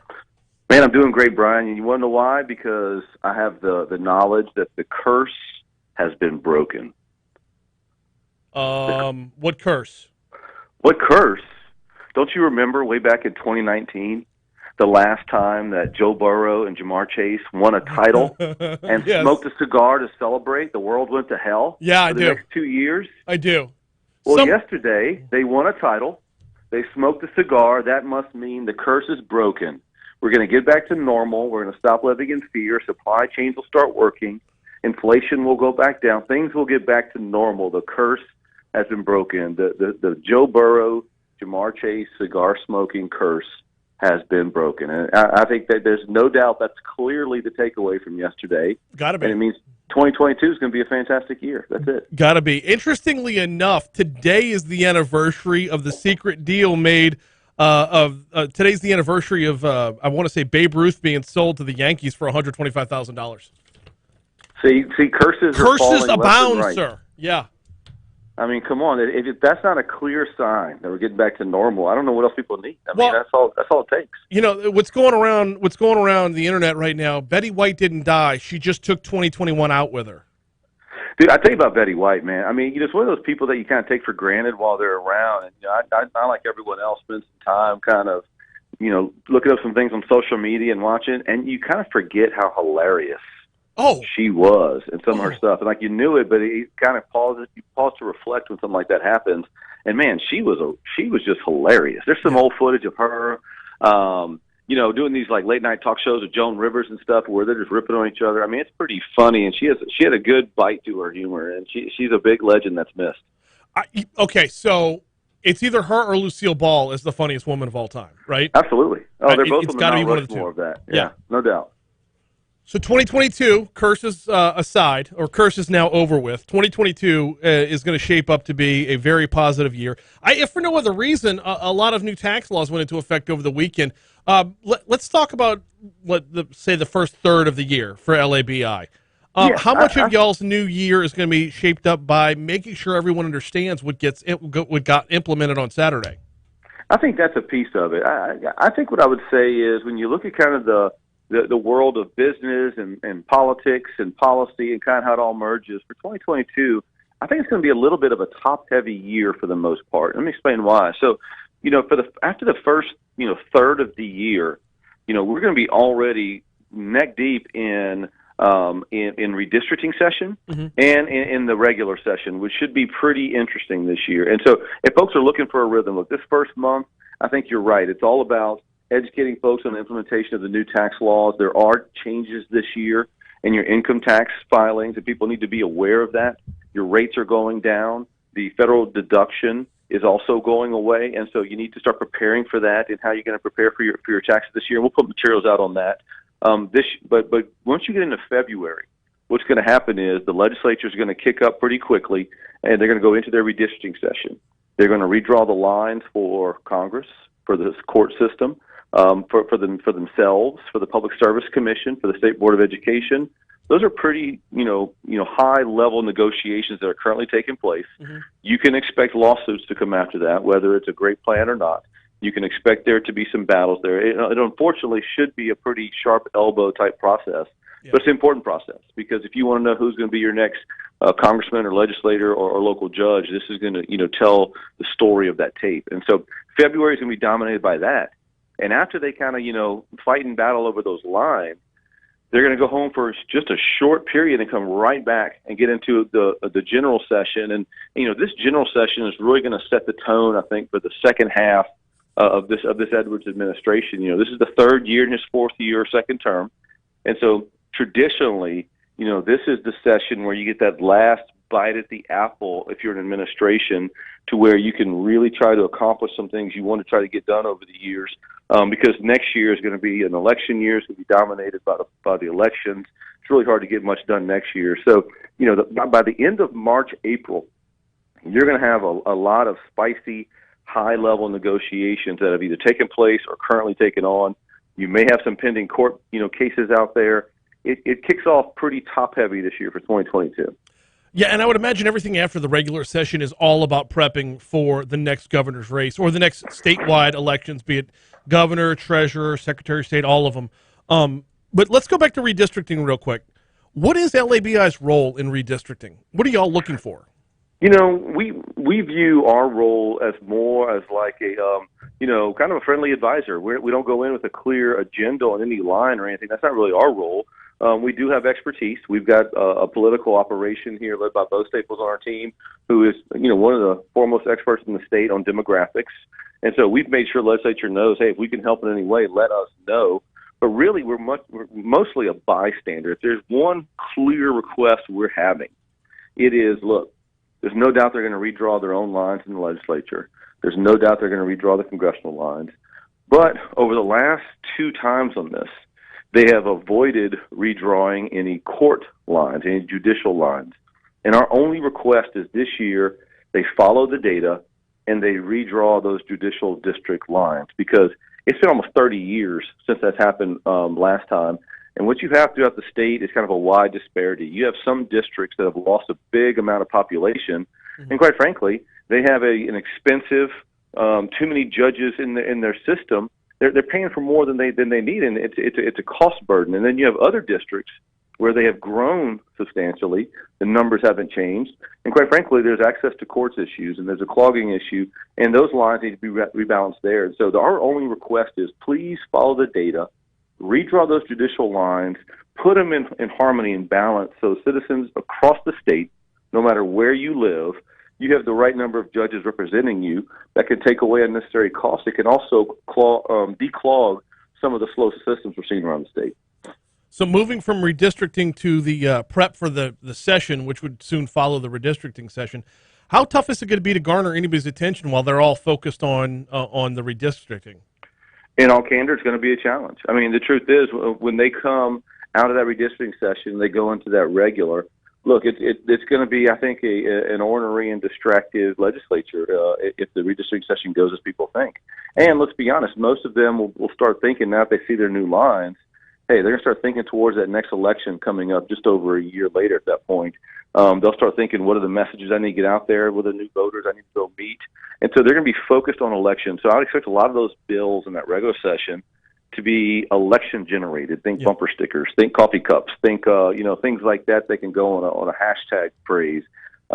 sometimes those can be interesting stories to follow, but they can also not be the most important things for the state. And so if we're going to have any message in the general session, I think it's going to be, look, you got to do your bumper sticker bills, we get it. But at the end of the day, don't forget there's real challenges in this state we have to fix. And I think the top one is going to be educational learning loss. I think we're going to be trying to encourage legislators in that general session, do whatever it takes to kind of speed up the recovery for K-12 schools especially. Mm-hmm. That's probably going to be a big expansion of parental choice. That's probably going to be getting back to the basics on accountability and grading schools clearly and plainly for families so they know what their schools are capable of. I think those are going to be the big things we'll be focusing on in the general session. Stephen Wagasback, president of the Louisiana Association of Business and Industry, is our guest. Stephen, I got to tell you, I'm a little bit worried about the regular session because of the redistricting session, and let me give you the background on this. How much horse trading is going to be done on a regular session agenda in order to protect a district, in order to protect their livelihood? Because when it comes down to redistricting, for some legislators, this could very well mean their jobs. Yeah, look, it's a valid concern. I don't want to sugarcoat it. I mean, I think we have to be mindful of that. I think one thing about redistricting sessions, I think there's a reputation of a lot of horse trading, and I'm sure there's some of that. But don't forget, the numbers are what the numbers are. Yeah. And at the end of the day, you have to draw lines that represent a number of constituents that will withstand scrutiny by the courts. And we know that there are national organizations all across this country that are setting up to file lawsuits on this no matter what happens. And the legislature knows that as well. So, at the end of the day, this isn't some arbitrary policy discussion. This is a numbers game. And the numbers, I do think, will level some of that off. So I think that's part of it. I think the bigger concern for me is the election, perspective that will creep in, because if next year is the huge, election season where everyone's going to be running for new races and new lines, you're guaranteed a new governor. You've got the attorney general, the treasurer, the lieutenant governor, all looking at the governor's race. You could have openings there. You could have a lot of people running for a lot of different offices. And what that means is, in a crowded field like that, everyone's going to be looking for that one issue that lets them separate from the pack. And that's where I think you could have who can find the most explosive theatric agenda and try to run with that. And, if we spend all the next year just, looking for ways to be, theatric, that doesn't necessarily help the state that's trying to recover from a tough 2 years. I hope they focus on the basics. And to me, the basics is education. We've got to do a better job of putting some robust reform laws into our K-12 system to make sure it's rapidly recovering from what's been a horrible 2 years. Stephen Wagasback, president of LABI. Outside of education, what's priority 2? Well, that's the big one. I don't want to gloss over that. I mean, I think education bleeds into what I would call workforce. I think those are the two big ones. If you look at the last couple of years, I think the legislature's done a good job of trying to address some of those tort laws. Obviously, there's always going to be a need for more there, but they've done a good job of trying to begin the discussion on that. We know last year was the year of tax reform, and while the sales tax reform didn't pass, some great things did on income tax rates. If there's an opportunity to try to go in and put another compromise in on sales tax reform, obviously we'll be there for that. Mm-hmm. We're going to wait and see what lives there. But infrastructure also was addressed in a pretty big way last year, and so you're going to see some movement on the orange barrel front. And so to me, what's left out there withering on the vine is education/workforce. Too many employers are just struggling right now to find qualified workforce that can come in, be dependable, show up to work, and not quit on them, quite frankly. And that is the biggest need I hear from businesses. And so that may not take a fancy new law or a fancy committee hearing. What that might take is the type of leadership from the Capitol that just brings in 2-year schools, 4-year schools, employers into a room, puts together the alliances out there.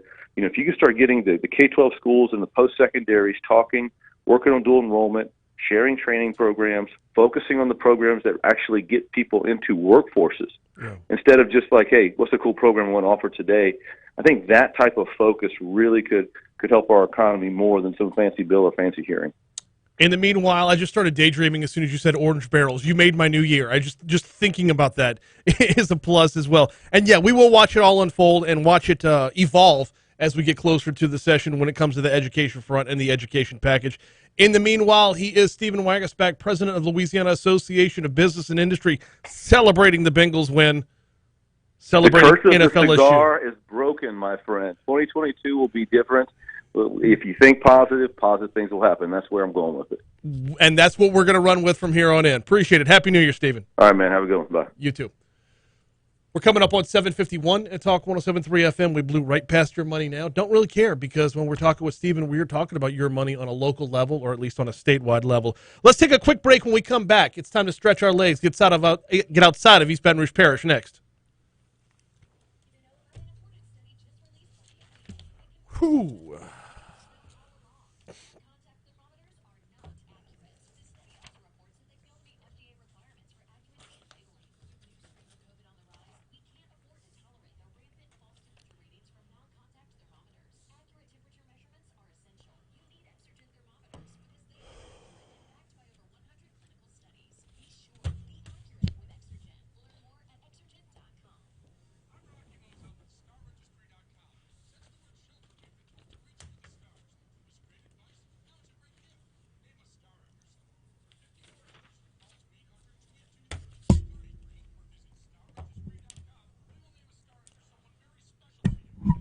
Troy says Betty White was one of the greatest comedic actors of all time. She even made a Snickers commercial top notch.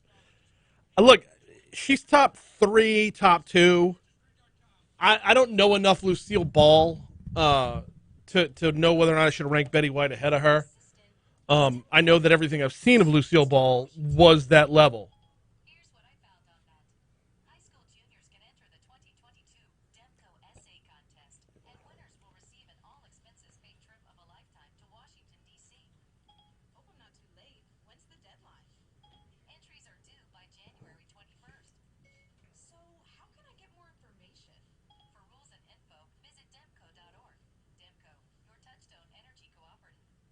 Dan Canterbury here. Join Skip Bergman and myself Sundays from 7 to 9 for Hold the Rope live from Sammy's Grill on Island.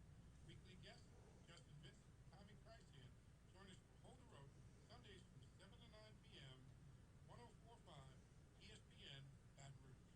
The Kansas State Wildcats and the LSU Tigers will face off in Houston's biggest college football event. Secure your seats now to experience the TaxAct Texas Bowl at NRG Stadium Tuesday, January 4th. Be a part of the college football fanfare all week long with one-of-a-kind bowl weekend events, tailgating competitions, live Texas Bless you. all benefiting Houston's oldest children's charity, Belgian Children's. Find your tickets and suites today at taxacttexasbowl.com. That's taxacttexasbowl.com.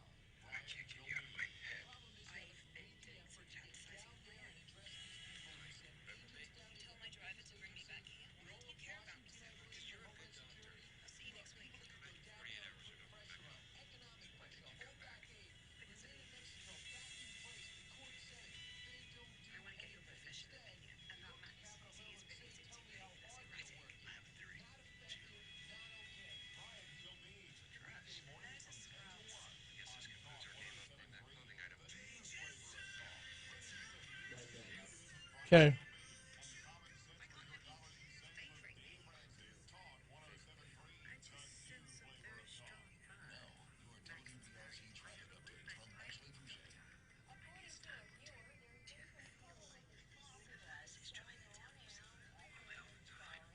believe in my heart of hearts that you guys are going to figure it out. And I'm not seeing a ton of delay there. There is a crash involving an age-group party at Suma nearby, so take that into account. Right now, only 7 minutes lost Okay. from college. Crossing over the river looks quiet and clear. At Mathern's. Travel times away from the area are Okay. normal. Same going to Lafayette. The basin looks good. 45 minutes from our area to Lafayette, then 49 Baton Rouge to Kenner. See an accident? Report it at WBRZ Traffic on Twitter. This report is brought to you by Shawbills, where you can get free tire repairs on all household cars when you purchase new tires. It's all part of the Charlie's Dozen, and it's only at Shawbills.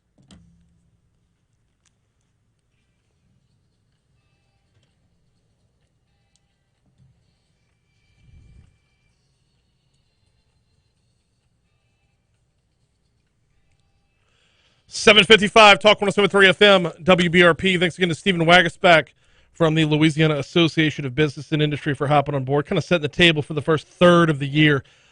It's going to be a busy year. You've been hearing about it in our news at the bottom of the hour, and you heard about it from Stephen right there. It's going to be a very busy year when it comes to redistricting. Make no mistake, just don't get it twisted. There will be lawsuits no matter how that plays out, and it will carry over into the legislative session. We got the outside in coming up in just a minute. I do need to remind you about the folks over at Mathern's. Mathern's Market, you will find them on campus. You will find them right across the street from Tiger Stadium. You will find them on Nicholson at Skip Burtman Drive. If you are prepping for tomorrow's Texas Bowl, or maybe you might want to do an at-home doubleheader for LSU sports. You're going to do a little tailgating at the house or getting ready for naming the Dale Brown Court. You got basketball at 6 in the Maravich Assembly Center at the Dale Brown Court. And then you got football in the Texas Bowl. If you're hosting some folks on a Tuesday night, swing on by. Grab all your at-home tailgating needs. Grab all of your craft beer, your wine. Maybe get a party platter. Or just knock out your grocery shopping. They're in the Nicholson Gateway Shopping Center, Nicholson at Skip Burtman Drive, right across the street from Tiger Stadium. I know it's on campus, but it's not just for students. They're there for all of us, and a fantastic lunch counter as well. Either with the campus location or downtown on 3rd Street. Both locations of Mathern's are here for you for game day. They're here for you every day at Mathern's Market. Time for the outside in. Let's roll.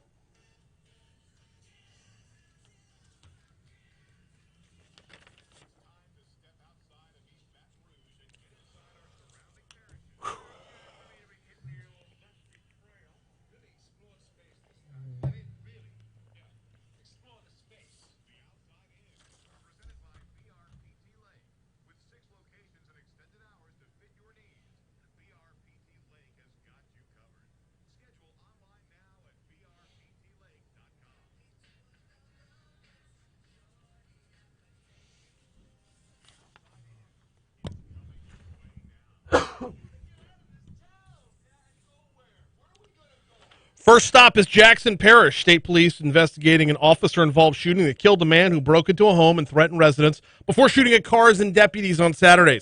Louisiana State Police said 63-year-old Michael Dobbins broke into a vehicle, stole a gun on January 1st. Dobbins then broke into a Chatham home, assaulted a resident, and threatened to kill another resident. By the time troopers got to the scene, he was gone. He was found shortly thereafter shooting at passing cars in the area. When troopers caught up with him, Dobbins reportedly began firing at officers. They fired back. He's dead. Next stop, Lafayette, where Judge Michelle Odenay made it official on New Year's Eve. She is now former judge. Odenay, who was recently tied to a video that features racist language, is resigning as Lafayette City Court judge. According to KATC out of Lafayette, weeks after the video went viral on social media, Odenay on Friday had her attorney, Dane Cialino, send a letter to the Louisiana Supreme Court announcing that resignation. Moving over to Iberville Parish, the Plaquemine Ferry's back in service today. It was taken offline for mechanical issues Friday. Yesterday evening at around 5 p.m., the ferry tweeted that it was back in service. I mean, someone from DOTD tweeted that the ferry was back in service. The ferry itself does not tweet. This isn't a plot for Cars 4. Lightning and Mater crossed the river. That's where it's at right there.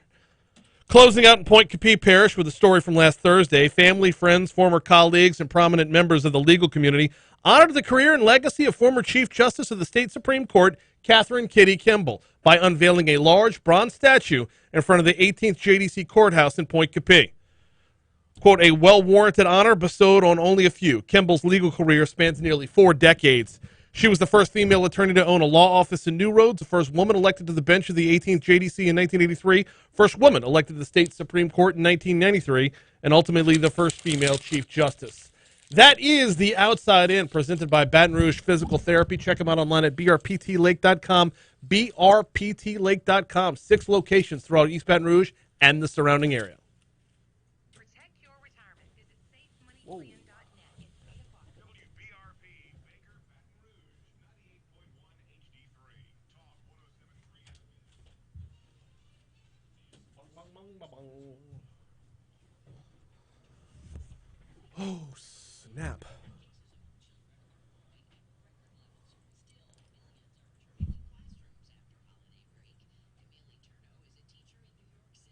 Oh, got to go let my next guest in.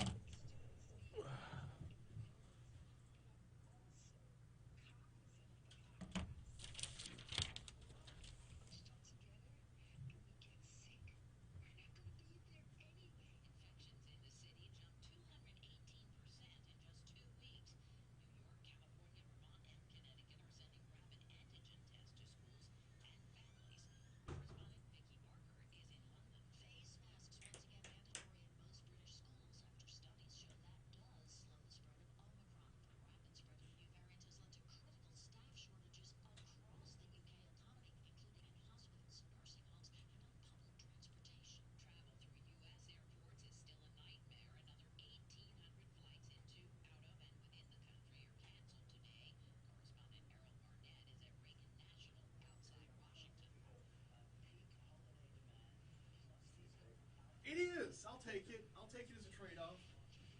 But it's like an in-between. Like, do I want to put on the jacket and be like super warm? Yeah. But I get like warm and snuggly and I want to go to sleep. But look, check out. It's like a like that would be in, you know, Hawkeye and Trapper's tent and MASH. It's like Korean era. Did you see the one yesterday caught the sideline coach, his jacket on fire? Oh no, I didn't see that. That's awesome. Looked like it was snowing. Just Maybe that's what happened to Antonio Brown. I know. He's done with football. And he needs to be. He needed to be done with football when he couldn't get his you-know-what together in Oakland. Like, if you've got legit mental issues, legit health issues, then, yeah. I mean, it just, I don't know. CTE is something that's going to have to be. But at the same time, though, don't keep going back to the well that messed you up in the first place, because it's only going to mess you up more. that's right. That's right. So, yeah. We wonder how much on these teams they're investing in those things as well. I mean, for a while it was financial literacy and Yeah. would just be, you know, Yeah. totally broke 3 years later. Which was important, but I don't know, as the hits get more violent, it's just keeping them alive seems to be also that we can, you know, enjoy football. Are you not entertained? No, you know, at a certain point we have to ask, like, is it worth it? Oh yeah. I mean, Malcolm Gladwell, you will, in our lifetime, you know, we will see someone die on the field, and he predicted you wouldn't have football by the end of our lifetime. I'm of the belief, though, we could see somebody die in the field. Yeah. They'll be carted off, and they'll resume the game and just not tell anybody he's dead, because there's that much money involved. Yeah. Which, I don't know. Maybe I'm too cynical, but How was your holiday? not bad. I was up here a lot. Really? Yeah, I took the week off and like still managed to make my way up here 3 days, and then DJ'd another day and worked out with Shoe 2 days. So don't want to sound like a bitching. I didn't wake up at 3:30 every morning. Yeah. So it was great. Yeah. You know, But slept till 10 one day. It was fantastic. I know.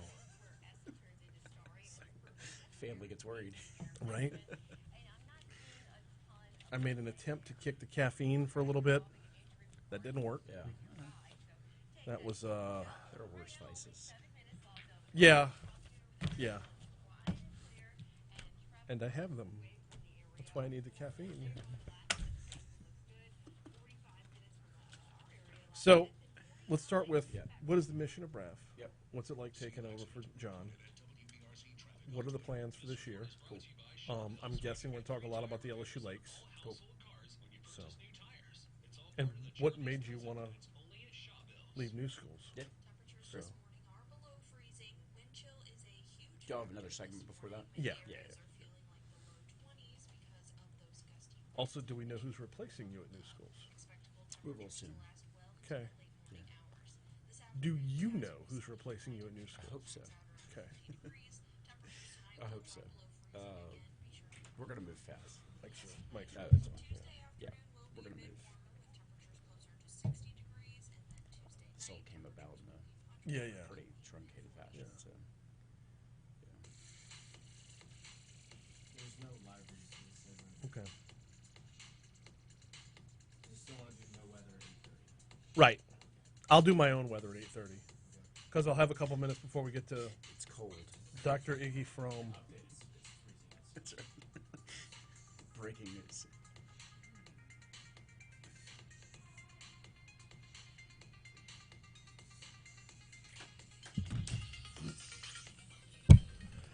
.806 Talk 107.3 FM WBRP. Hour 3 mornings with Brian Haldane coming your way right now. Brian here with you.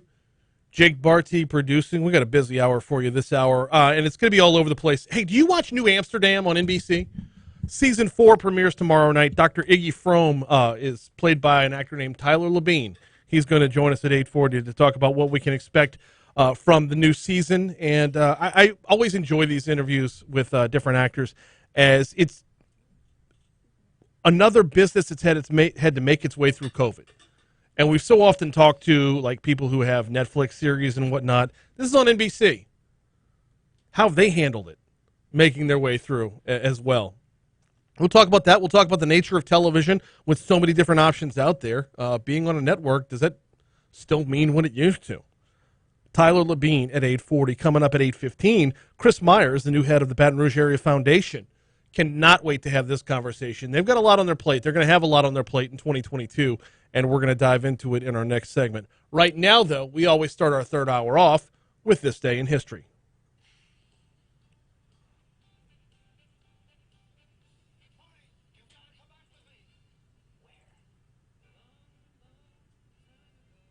Who's coming with you?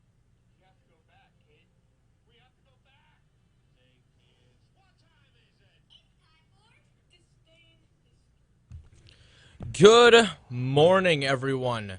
We're going to start things off all the way back in 1496. Leonardo da Vinci unsuccessfully tests a flying machine. It's a helicopter. Yeah. Ish.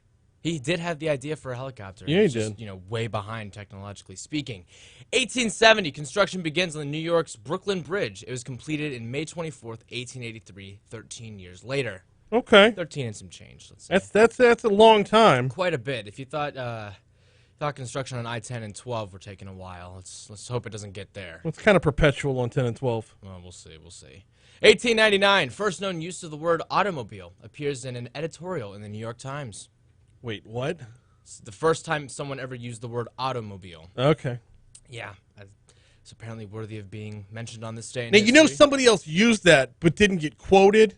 Probably. So they've been just like, their family's been bitter for 100 plus it's the years. classic, like you tell a joke to yourself in classroom, and then someone else says it louder, Right. and they get all the laughs. Yeah. Right. Like my grandfather invented the clipboard. Not really, but he used to complain that he didn't have a portable writing surface. My grandfather invented the skateboard down in See? Key West. Really?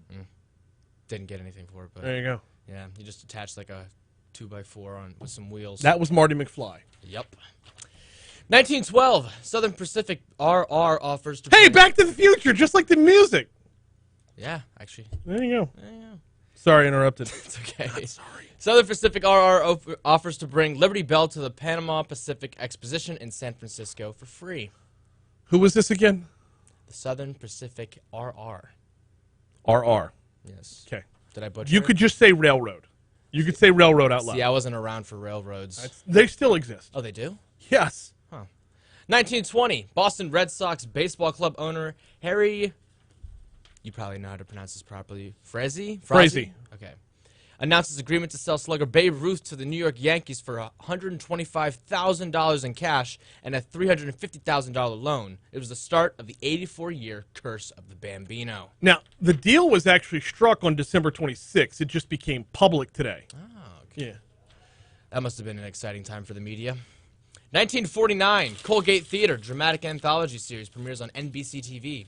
People described it as a breath of fresh air. Okay. Do you get it? Colgate, I got it. Yeah, there you go. Yeah. 1956, a fire damages the top part of the Eiffel Tower. Ooh. 1977, Steve Wozniak and Steve Jobs incorporate Apple Computer Inc. Wow. Okay. Yeah, small little startup. Called You give Apple. Wozniak top billing on that one. I like that. I mean, he deserves his credit. I mean, well. Come on. You think Steve Jobs did it all himself? No, I don't think Steve Jobs did it all himself. But if not for Steve Jobs, Steve Wozniak is some guy we've never heard of. Vice versa. I don't know. I think Steve Jobs could have motivated anybody. Probably. 10 years later, in 1987, Aretha Franklin is the first female artist to be inducted into the Rock and Roll Hall of Fame. 20 years after that, 2007. Ugh. Had to pause for a sec. Yeah, I know what's coming. Should I just start with the audio? The audio actually happened in December of 06, but yes, play the audio.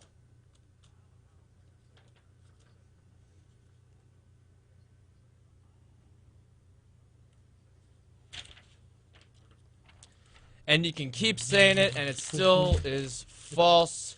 2007, high-profile Miami Dolphins NFL head coach Nick Saban resigns after agreeing to return to college football and take head coaching job at Alabama.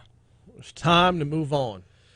Indeed. 2009, the Bitcoin network is created as the first block of the digital currency is mined by a person or group of people using the name Satoshi Nakamoto.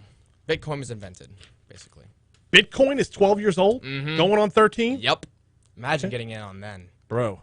It'd probably be bigger than Apple and Amazon. You'd have lost your butt like 3 times on the way, though. Oh, 100%. Yeah. But then you'd have all the butts after that. Yeah. 2019, Surviving R. Kelly, docuseries investigating sexual abuse by R&B singer R. Kelly, premieres on Lifetime in the U.S. Wow. I didn't realize Surviving R. Kelly was 2 years old. Yep. 3 years old. It's 2022 now, Oh my Brian. gosh, it Get is. it straight. Sorry. Hey, It's you had going me to be a too. work in process. Yes. That's all the events. You got any for me before I get to the birthdays? No. Then let's get right down to it. First up, Eli Manning, 41 years old. Florence Pugh, you see her in the new Black Widow movie, 26 years old. Mel Gibson, 66. Yep. J.R.R. Tolkien was born on this day in 1892. Okay. Greta Thunberg, 19 years old. Seriously? It's her birthday. Wow. Okay. I'm reporting birthdays. Wait, how old is she now? 19. Okay. So her childhood was stolen. What about her late teen years? Have we stolen that too? What about when she turns 21 and I don't know what year they could drink over there, but That's earlier. have we than us. stolen that too? How dare you? How dare you? Thomas Bangalter, he's one half of Daft Punk, turns 47. Cool. That's all the birthdays I got. You got any Nope. for me? A ton. Then that's yes. Yeah, Hall of Fame Blackhawks player Bobby Hull's birthday today. He was born in 1939.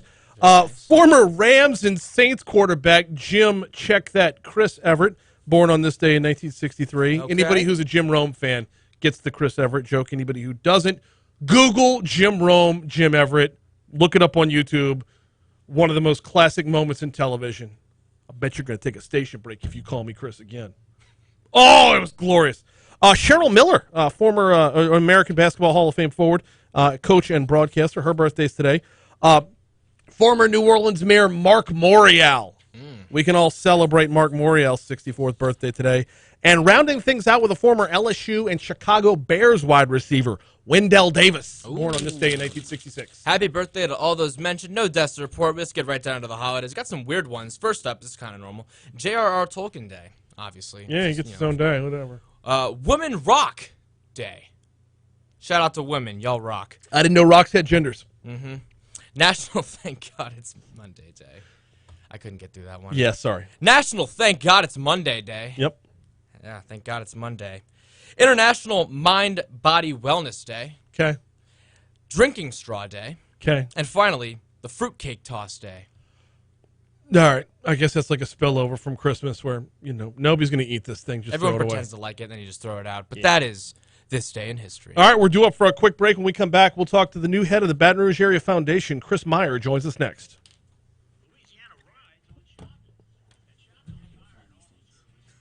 Different. I've got like 3 different subscriptions. So, yeah. He's got a couple websites he peruses, and between the two, it kind of... That's awesome. Yeah. The all those pages I crumpled up had all kinds of like little tidbits and facts that just aren't worth reporting on. Like, Michigan beat, Central Michigan in the Know Nothing Bowl 15 years ago today. Like, it just... There's a ton. There's way more than we actually report. It just so much inane stuff. The Jim Everett, Chris Everett thing is. I don't know if you're familiar with that. It was Jim Everett. Yeah. He. It was in the early days of ESPN2. Jim Rome hosted a show called Talk 2 with the number 2. Yeah. And on his radio show and on his TV show, Jim Rome kept calling Jim Everett Chris Everett, like the female tennis player. Yeah. Because Jim Everett, as the Rams quarterback, was just atrocious. So he has Jim Everett on the show and like faces up like man to man and said, Jim Everett's like, you've been calling me that behind my back for some time now. And he's like, well, now I'm calling it to your face. So we're good. And, he's like, well, I bet you won't call me that again. And then, Jim Rome's like, I bet I will. He's like, you're going to have to take a station break if you call me that again. I bet you won't. And Jim Rome's like, I bet I will. Chris flips the table over, comes at him. They cut the break. They haven't talked since then. Jim Rome says, I've reached out a couple of times since then. Jim Everett won't take his call. He's like, I was young. I was stupid. I was punkish. Yeah. Jim Rome. There it is. Jim Rome, Jim Everett. First thing pops up. Of course. We're not going to have a full minute.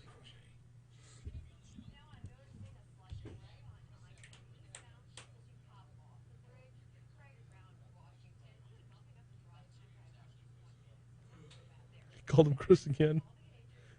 Wow. Rome without the goatee. I know.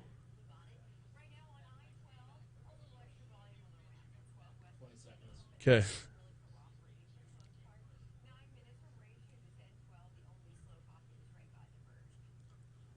Right.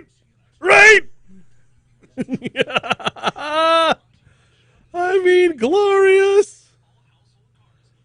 I can't get enough of that clip. I knew that day I'm going into broadcasting. Like that, yeah.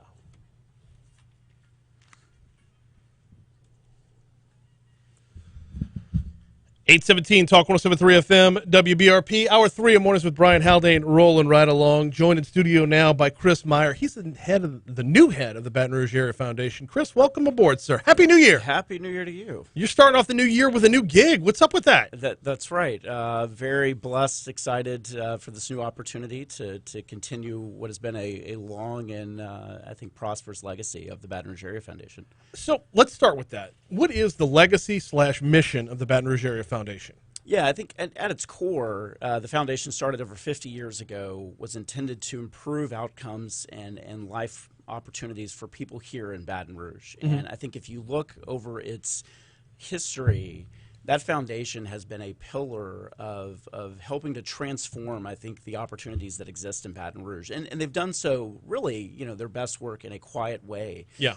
Really standing behind different public leaders, civic leaders, community organizations. And so, a lot of people may not know this, that when we founded New Schools for Baton Rouge 10 years ago, it was the Baton Rouge Area Foundation that was instrumental in getting that off the ground and having a vision that we could have different educational opportunities for kids here in Baton Rouge. Very cool stuff. Now, you're replacing John Davies. John Davies. What's it like moving into that role?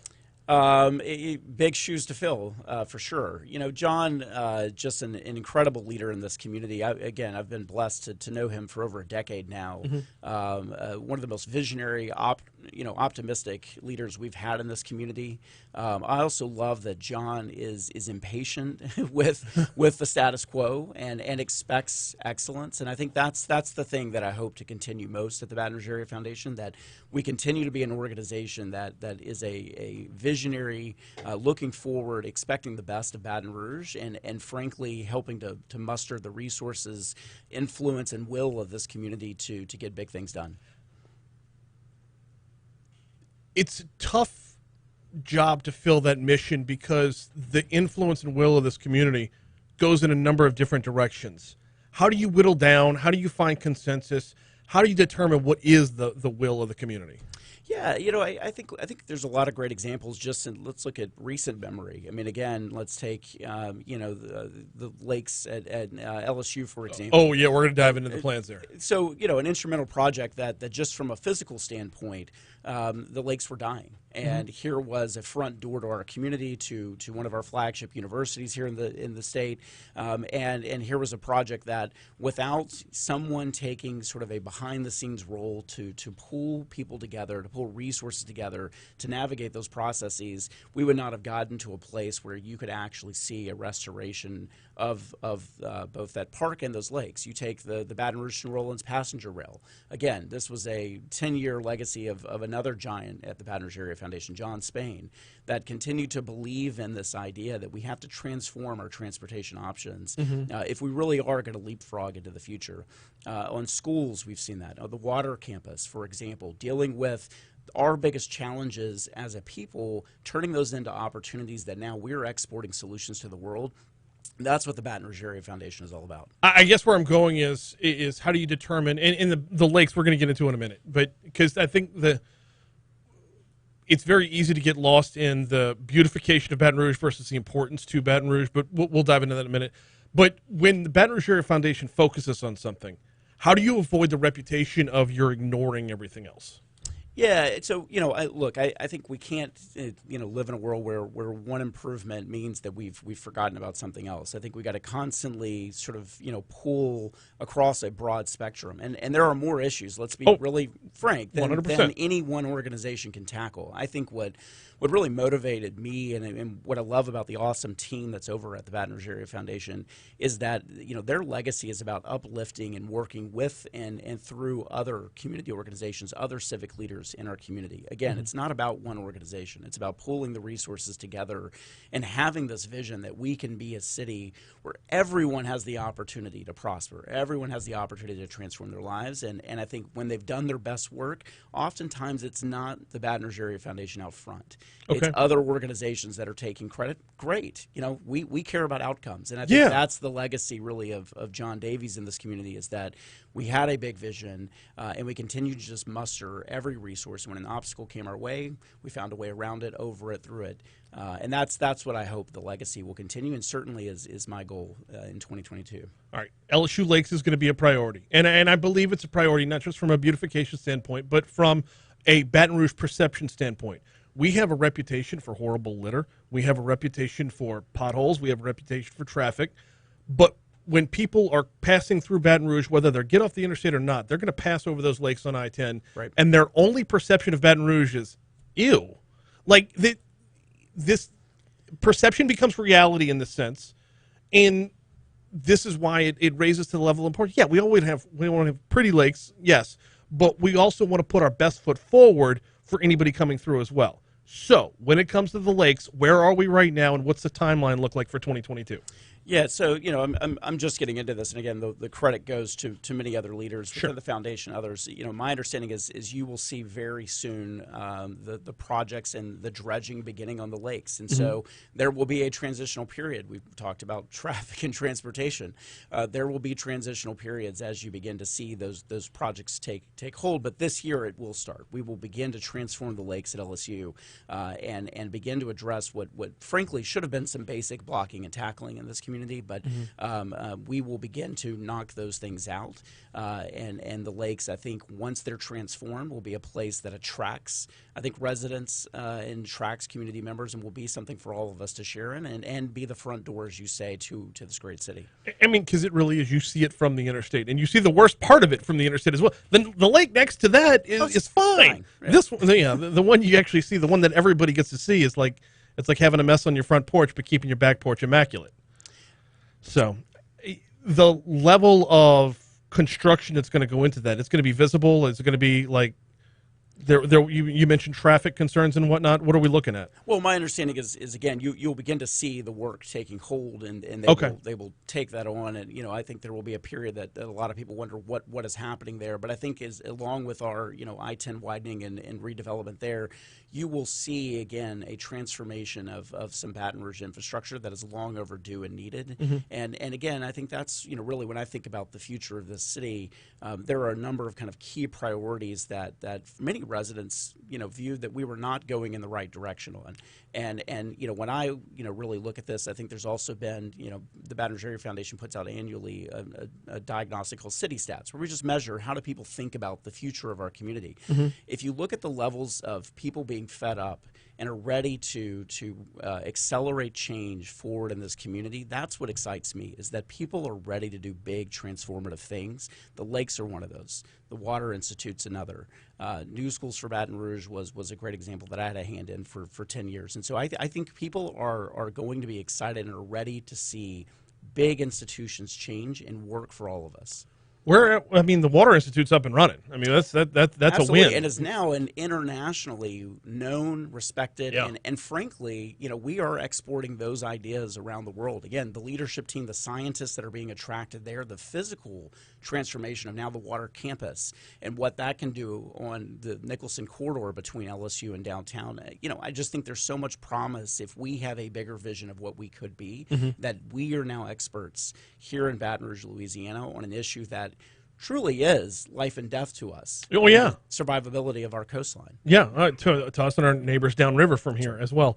Aside from the LSU lakes, what are the active projects right now? What should we be on the lookout for in 2022? Yeah, look, we had another great announcement by my colleague John Spain that you look at the passenger rail between New Orleans and Baton Rouge. This is a big deal to finally kind of overcome the hurdles that it's one of those projects that, but for persistence, vision, and putting all the pieces together, which is really where the foundation sits, I think, so well, you would not have seen that come to bear. And we're sort of in the right moment, the right opportunity with enormous federal resources that are available. Again, the vision and the partnership of the state, the feds, and local mayors and parishes to get this done.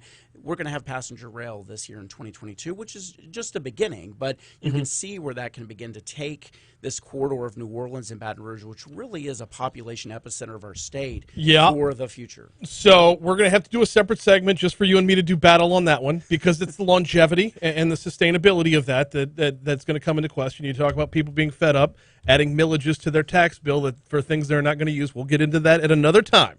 At another time, Chris. This is an introductory one. Listen, Brian, we are positive and hopeful. No, absolutely. And look, it's an idea that on the list of things that Baton Rouge wants and the things that Baton Rouge needs, I don't know where to place it.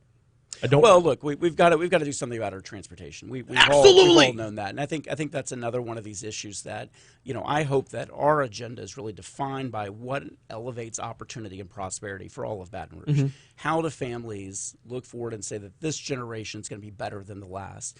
Again, there are some indicators that are showing we're not headed in that direction. That's what I think the foundation at its core. Well, and that's why I think the foundation is so critical to this community. 50-year plus legacy.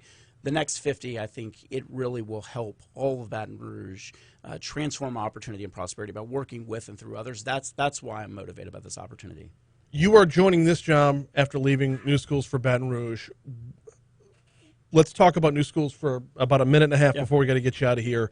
How tough was it to leave New Schools for Baton Rouge? You've done a lot of work over there and really transformed them as well. Yeah, look, I was blessed to help start the organization. We have a fantastic team that I've worked with for a decade, and really, if you look at its legacy, we've helped open more than 24 new school options for parents and families that wanted better school options in the community.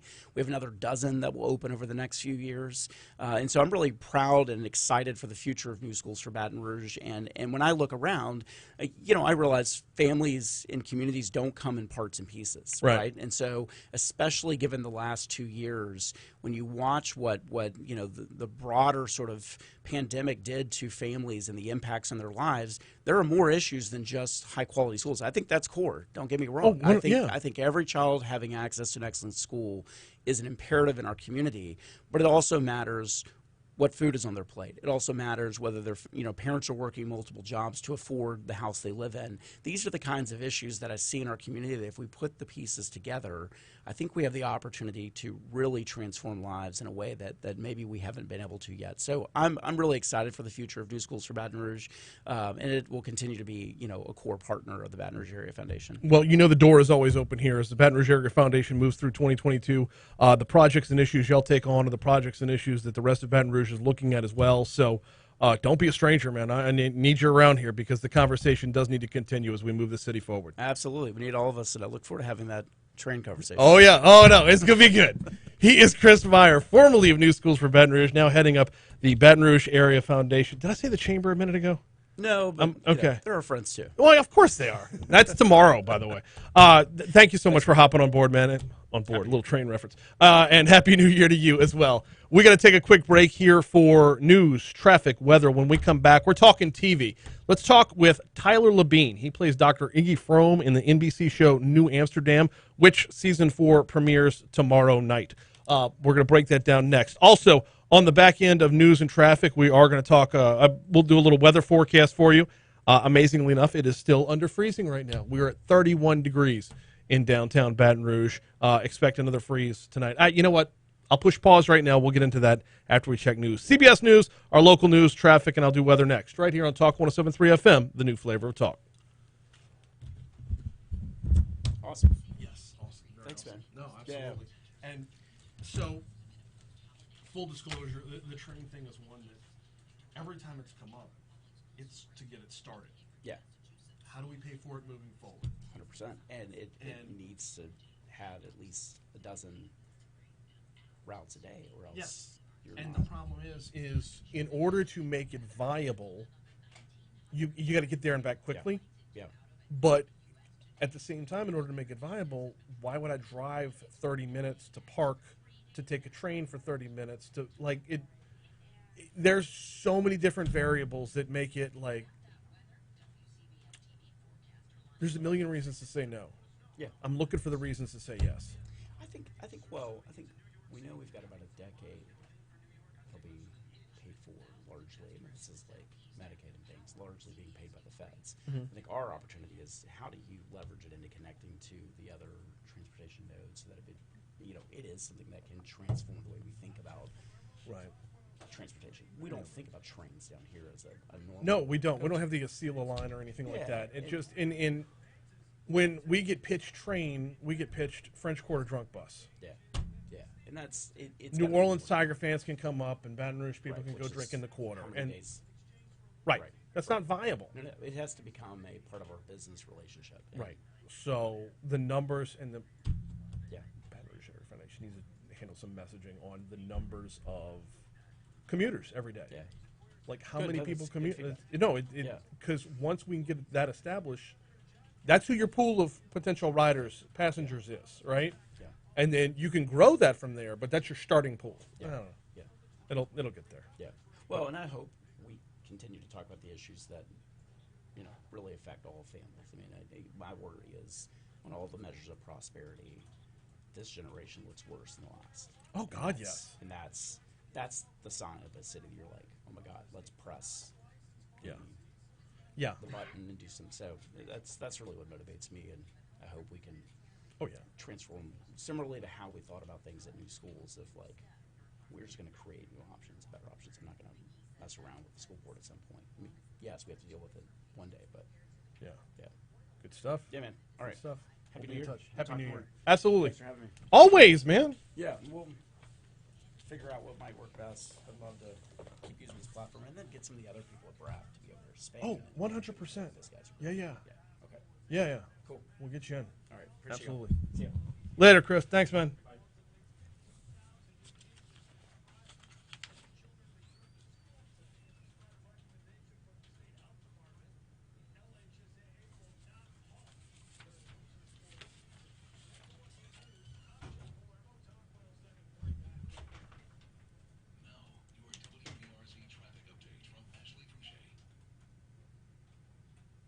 Greenwell Springs near Wooddale. New Amsterdam's a series, right? That's on. Yeah. Pretty close to Airline Highway. No other accidents to report. The bridge has been fine all morning. 7 minutes from the split to LA1 is a nice drive time there too. Just about 9 from Cuba to the split. Overall, it's been so quiet out there. There haven't been any major problems. That's always good news for our travelers. The ferry's in service. The main boat is running. Let's take you outside. Yes. Check on our cams. If you look at Here, Chris is so good. That SOB is going to talk me into being in favor of the stupid train. Airline Highway looks good. See an accident? Report it at WBRZ Traffic on Twitter. This report is brought to you by Shawbills, where you can get free tire repairs on all household cars when you purchase new tires. It's all part of the Charlie's Dozen, and it's only Here, who's this coming from? Hang on. During happy hour at Modesto. Join us Tuesday through Friday, 2 to 6 p.m. for $10 20-ounce margaritas and dip trio with $5 drink specials and $6 seasonal cocktails. Eat Modesto. 3930 Burbank Drive. Here, I'm gonna forward you the email from Premier, Here's what I found out about so you'll have the headshot. can enter the 2022 Dental Essay Contest, and winners will receive an all-expenses paid trip of a lifetime. There we go. DC. Hope not too late. When's the deadline?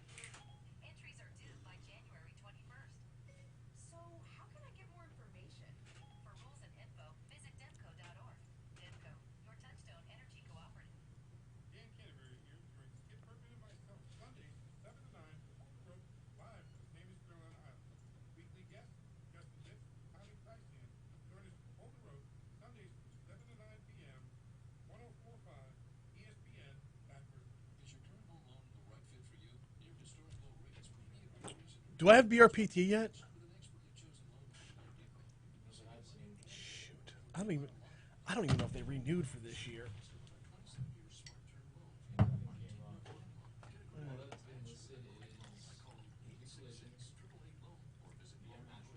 Yeah, Muya and Matherns.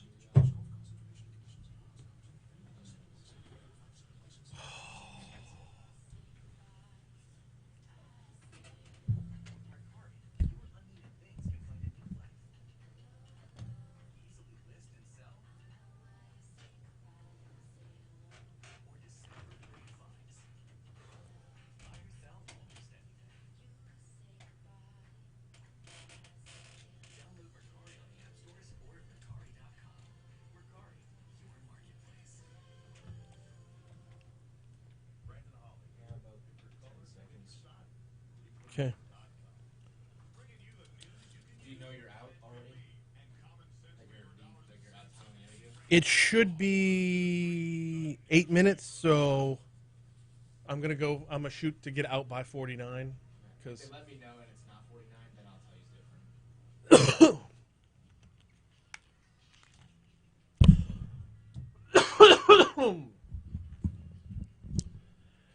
different. 8:37. Talk 107.3 FM, WBRP. Mornings with Brian Haldane, rolling right along. Going to talk with actor Tyler Labine in just a minute. He plays Dr. Iggy Frome on the NBC drama New Amsterdam. Season 4 is coming your way starting tomorrow night. Let's set up that forecast real quick, though. We are looking at a high of just 49 degrees today. A high of 49 today, and it's looking like we won't see that 49, but just for if we get to it, like around 2, 3 p.m., maybe for an hour or two. If you look at the overall high, they're predicting 49, but if you look at the hour-by-hour temperature, it never gets over 47. Overnight low tonight into tomorrow morning, getting back down to 30 again. Tomorrow we'll top out at 60. Wednesday we top out at 70. Thursday we top out at 73 with a 50% chance of rain, cooling things back down for Friday again. As Thursday night's overnight into Friday morning is going to get back down to 35. So we're finally a little bit closer to winter weather, though we are going to have to do some battle with 70-degree temperatures for a couple days throughout. But other than that, though, we're looking at sunny skies today, tomorrow, and into Wednesday as well. So should be nice. Brisk, but nice. Good weather for getting out there and getting a run. I can't wait to get Patrick Fellows back on from the Louisiana Marathon and talking about the 101, the fresh junkie. Excuse me 1 second. I apologize. I'm getting a text right in the middle of me talking. Fresh Junkie Fit Club and talking about folks getting their 100 workouts in 100 days. I can tell you right now, today is January 3rd, and I'm already 2 days behind. I knew it was going to play out this way. Where I was going to have to get 2 days in right from jump. I knew coming out of the holidays, and you got January 1st on a Saturday. And I'm already looking ahead to Friday when I'm swing over by Go Slim Nutrition on the corner of Blue Bonnet at Perkins, swing over by Go Slim Nutrition for my weigh-in, which, by the way, if you're making a New Year's resolution to lose some weight, now would be a good time to get yourself a jumpstart plan over at Go Slim Nutrition, GEAUX SlimBR.com. GEAUX SlimBR.com is where you're going to find them online. The corner of Blue Bonnet at Perkins is where you're going to find them in real life, right next door to Rouse's Supermarket. Look, I've dropped over 50 pounds already with the Go Slim program. You could be well on your way to making healthier lifestyle choices overall. They got diets and shakes and meals, but it's not about the food. What I love and hate and love about the Go Slim program is every Friday I go over there to weigh in. Every Friday at 10 a.m. You can come on by and see it happen, see the accountability happen. The accountability is where the program is at. It's the weekly check-in, the weekly weigh-in. I call it food confession, where you just get down to business. Say, hey, this is how my week went. This is where I went wrong. This is where I went right. And this is how I can do better next week. GEAUX SlimBR.com is the website. All right, waiting on Tyler Labine to get connected here. If you have not yet seen New Amsterdam, I got introduced to it basically over the last week or so since I found out I was doing this interview. Really fantastic show set in the medical world. New Amsterdam season 4 is coming your way Tuesday night, and joining us right now to talk about season 4 is Tyler Labine. Tyler, good morning. How are you? Good morning. I'm well. How are you? Couldn't be better on this brisk January 3rd. Happy New Year to you. You too. Happy 2022. Yeah, absolutely. Looking to flush 2021 completely. New Amsterdam, for those that are unfamiliar, tell us a little bit about the show. For those who are unfamiliar with the show, it is a medical drama that seeks to include and represent everyone and really kind of shine a light on some of the inequities in the medical system in this country. And it's about a team of doctors that are really railing against that system and trying to go above and beyond to do everything they can for their patients. They're all a bunch of rogues, and it's fun to watch. And yes, it is. Actually, I've been introducing myself to the show over the last week and a half or so, trying to get caught up so I can hit season 4 running when it premieres tomorrow night on NBC. Now, you play Dr. Iggy Frome. Tell us a little bit about your character. Yeah, Dr. Iggy Frome, Ignatius, if you will, yes, he is the chair of behavioral studies, which is just a nice, clever way for us to cover that Iggy is in psychiatry and psychology, because we don't want to conflate those two, but it's better for TV. So we have a mental health care professional who is very flawed himself, and will just like I said, will do anything for his patients, literally anything. And one of the best things about watching him go through all these things and jump through these hoops for his patients is watching his personal life really suffer. That's why people like watching the show, because it's painful and it rips your heart out, and everyone needs a place to cry. So that's kind of what we offer with this show. If you're not familiar, that's what we're doing. That's what we're picking up again for the season 4, second half of season 4 premiere. So the trailer for what's to come has a lot of overriding love story tones to it. How much is that going to dominate it? Well, it depends on what you watch the show for, but certainly Sharp One, as the kids are calling it, Max and Helen going to London is a huge deal. And all of us here were like, are they really going to? There's no way. They can't actually go to London. Yeah, they do. They did. So it's a big part of what's happening, but I wouldn't say that it dominates the story. All the doctors have a lot of things going on. But like I said, it depends on why you come to watch the show. Some people come just because they love Max and Helen, but I think mostly people come to watch the show because it's like very inclusive for everyone, and that will continue. Iggy has we left him off really helping some of his parents of a patient who passed away in his care deal with their grief. And when we come back, he's kind of dealing with this nightmare new medical director, Veronica Fuentes, which the rest of the medical staff is as well. And she's trying to cut costs everywhere and messing with everyone's program. And she actually cuts one of Iggy's very, very prevalent and important programs, which gives his patients jobs within the hospital. So we've all got a lot of big drama stuff coming our way. But it's also, there's lots of levity. There's lots of love. Like the whole sort of idea of this season was that we were going to find more joy. But I think what people forget about that is, like, it's a bumpy road to joy. It's not the ride itself isn't always joyful, you know? True. Very true. And by the way, I can't like Dr. Max because he played Tom on Blacklist, so I have to hate him because of that role. It's going to have to carry over. I know nothing of that show. I thought Tom Keene was like everyone's favorite. I didn't know he was a bad guy. So if you like the bad guy, he becomes the bad guy. Right. So he left the show, and you were just like, "Get out of here." Yeah. No. Go. Okay. Yeah. Right. Absolutely. You weren't like Tom Keene. Go run a public hospital somewhere. No, exactly. We're talking with Tyler Labine. He plays Dr. Iggy Frome, Dr. Ignatius Frome on the NBC drama. The genesis of the name Ignatius, was that just handed to you, or is there backstory here? Well, I think it depends on who you ask. I would like to take credit for Ignatius, but I think David Schulner, our showrunner, probably had the idea at the same time, if not maybe a little bit sooner than me. But the whole beginning of the season 1, it just said Dr. Iggy Frome on my door, and I was like, that seems really casual. It seems really like it can't be Iggy. It can't just be Iggy to everybody. Right. And so I decided that his name was Ignatius. I was in the Ignatius camp.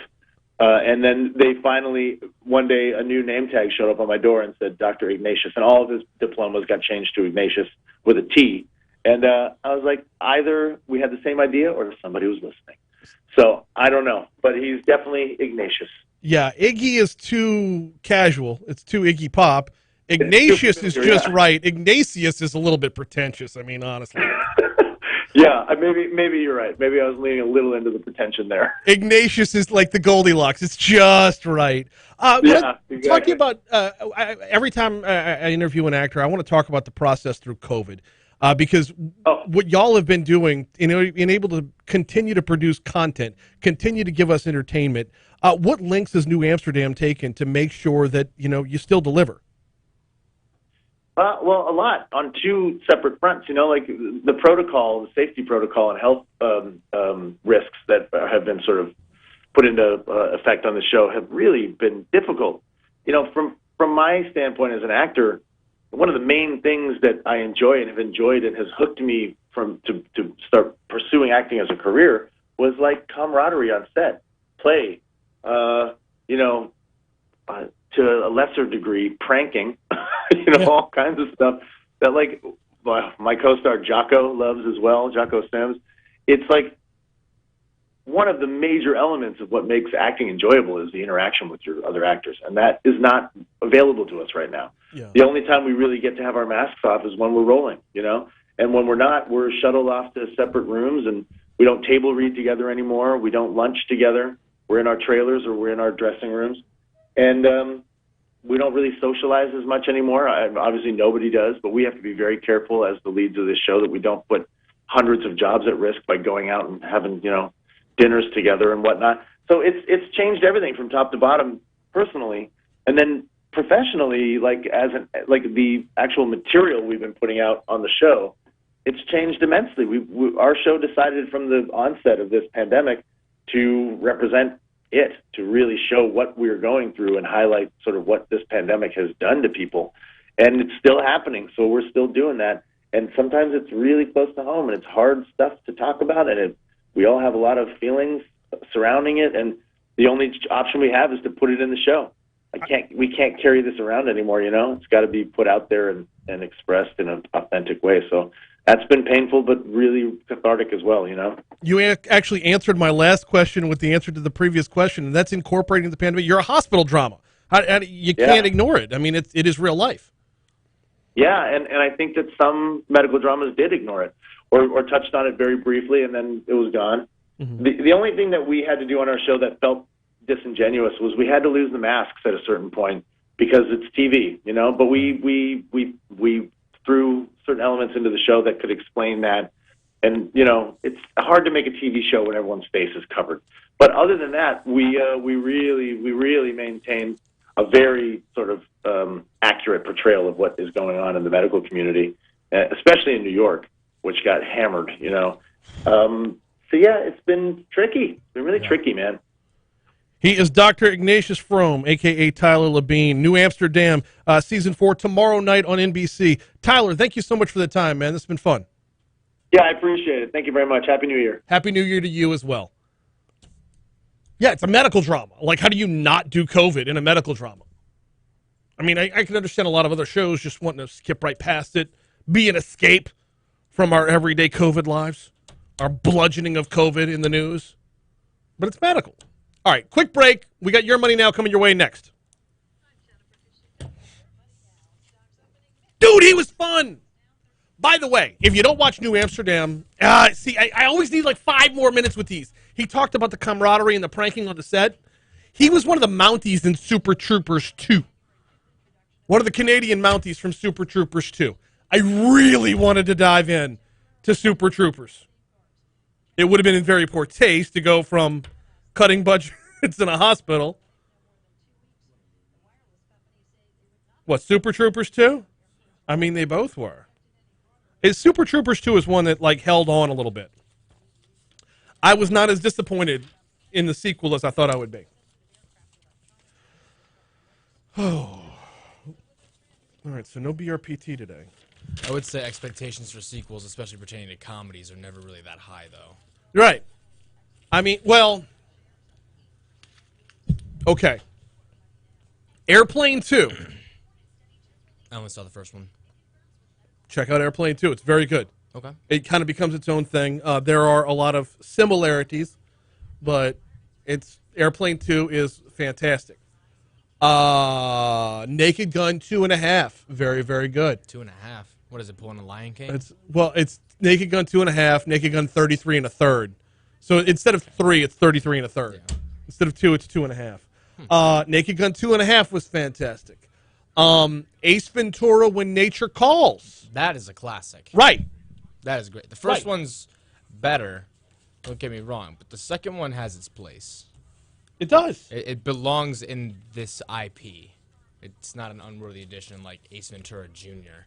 Right. Not like Dumb and Dumber or whatever. Dumb and Dumber 2. Never saw it. Yeah. I didn't want to see it. That was garbage. I knew All right. I knew it was not going to hold up. All right, YouTube, best comedy sequel. What do we got? I think I named them all. But, like, Grown Ups 2. I haven't seen any of the Grown Ups movies. I mean, That's so sad. It's the same as the first one, really. Best comedy sequel. Huh. Shoot, I gotta think about this.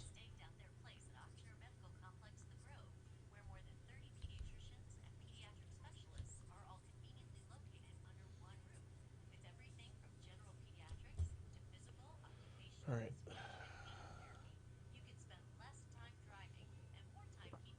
Caddyshack 2. Worst. Yeah. It's in the running. I'm reading these out. I'm not giving my take right now for those who are listening.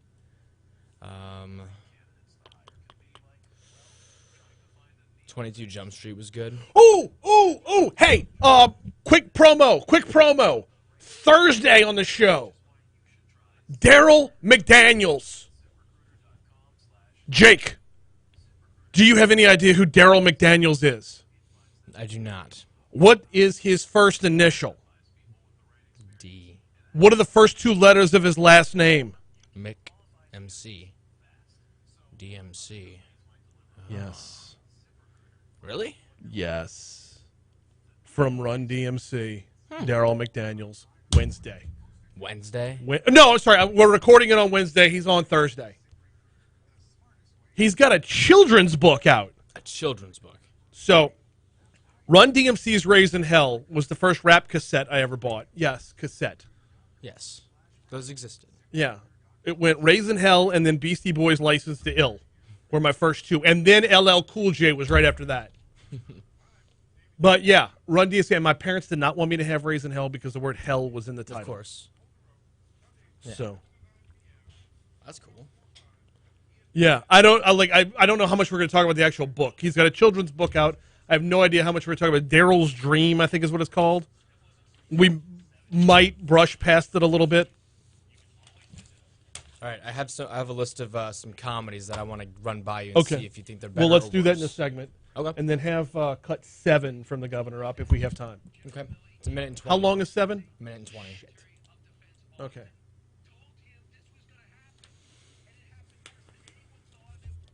So you want to do that as the last segment? Yeah. Okay.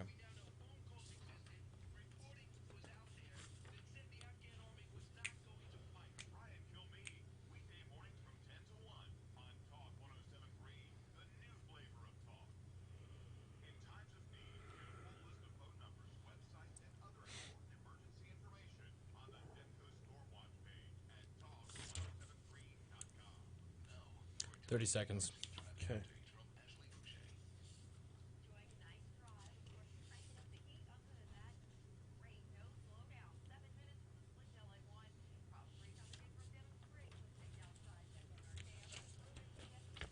Hello.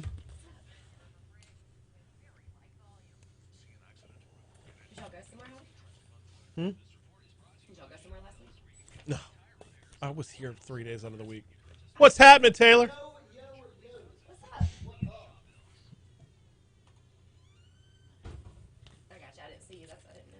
Oh, no, I was here like later in the day. I slept in.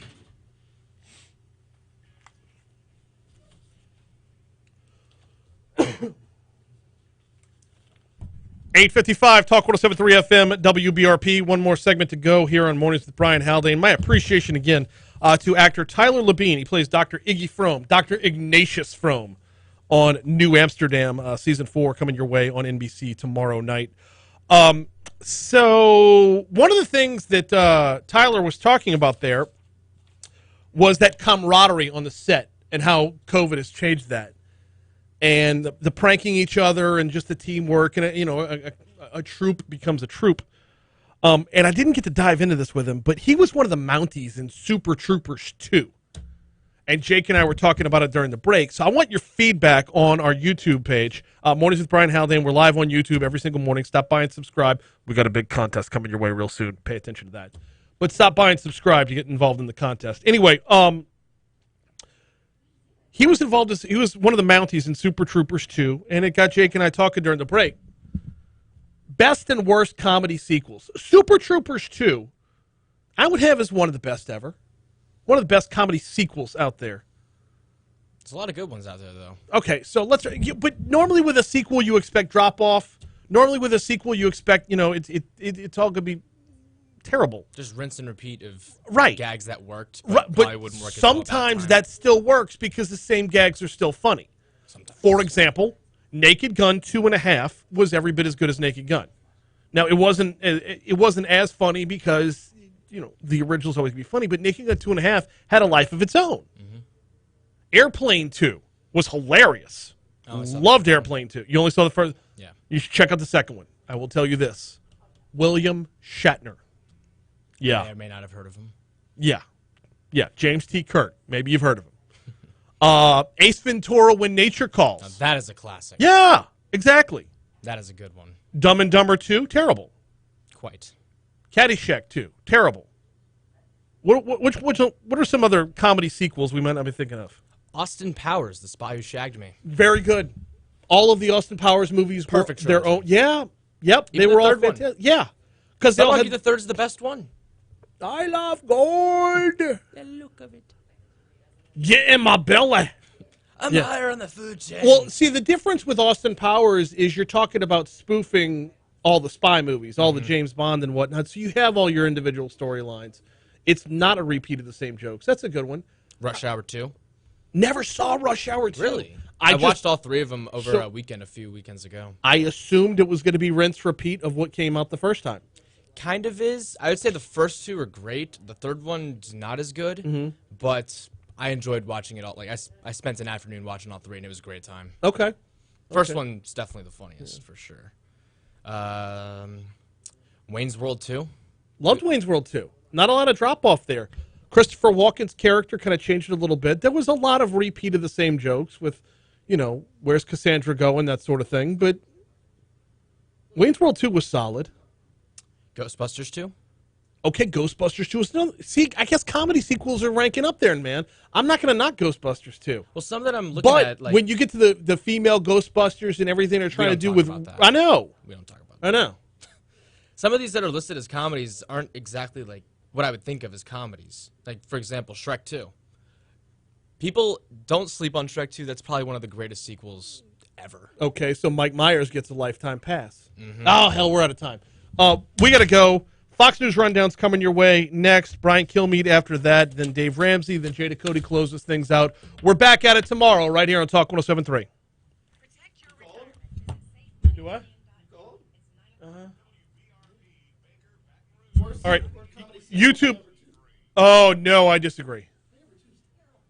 We got to run. We got Monday morning meeting, y'all. We'll see you tomorrow.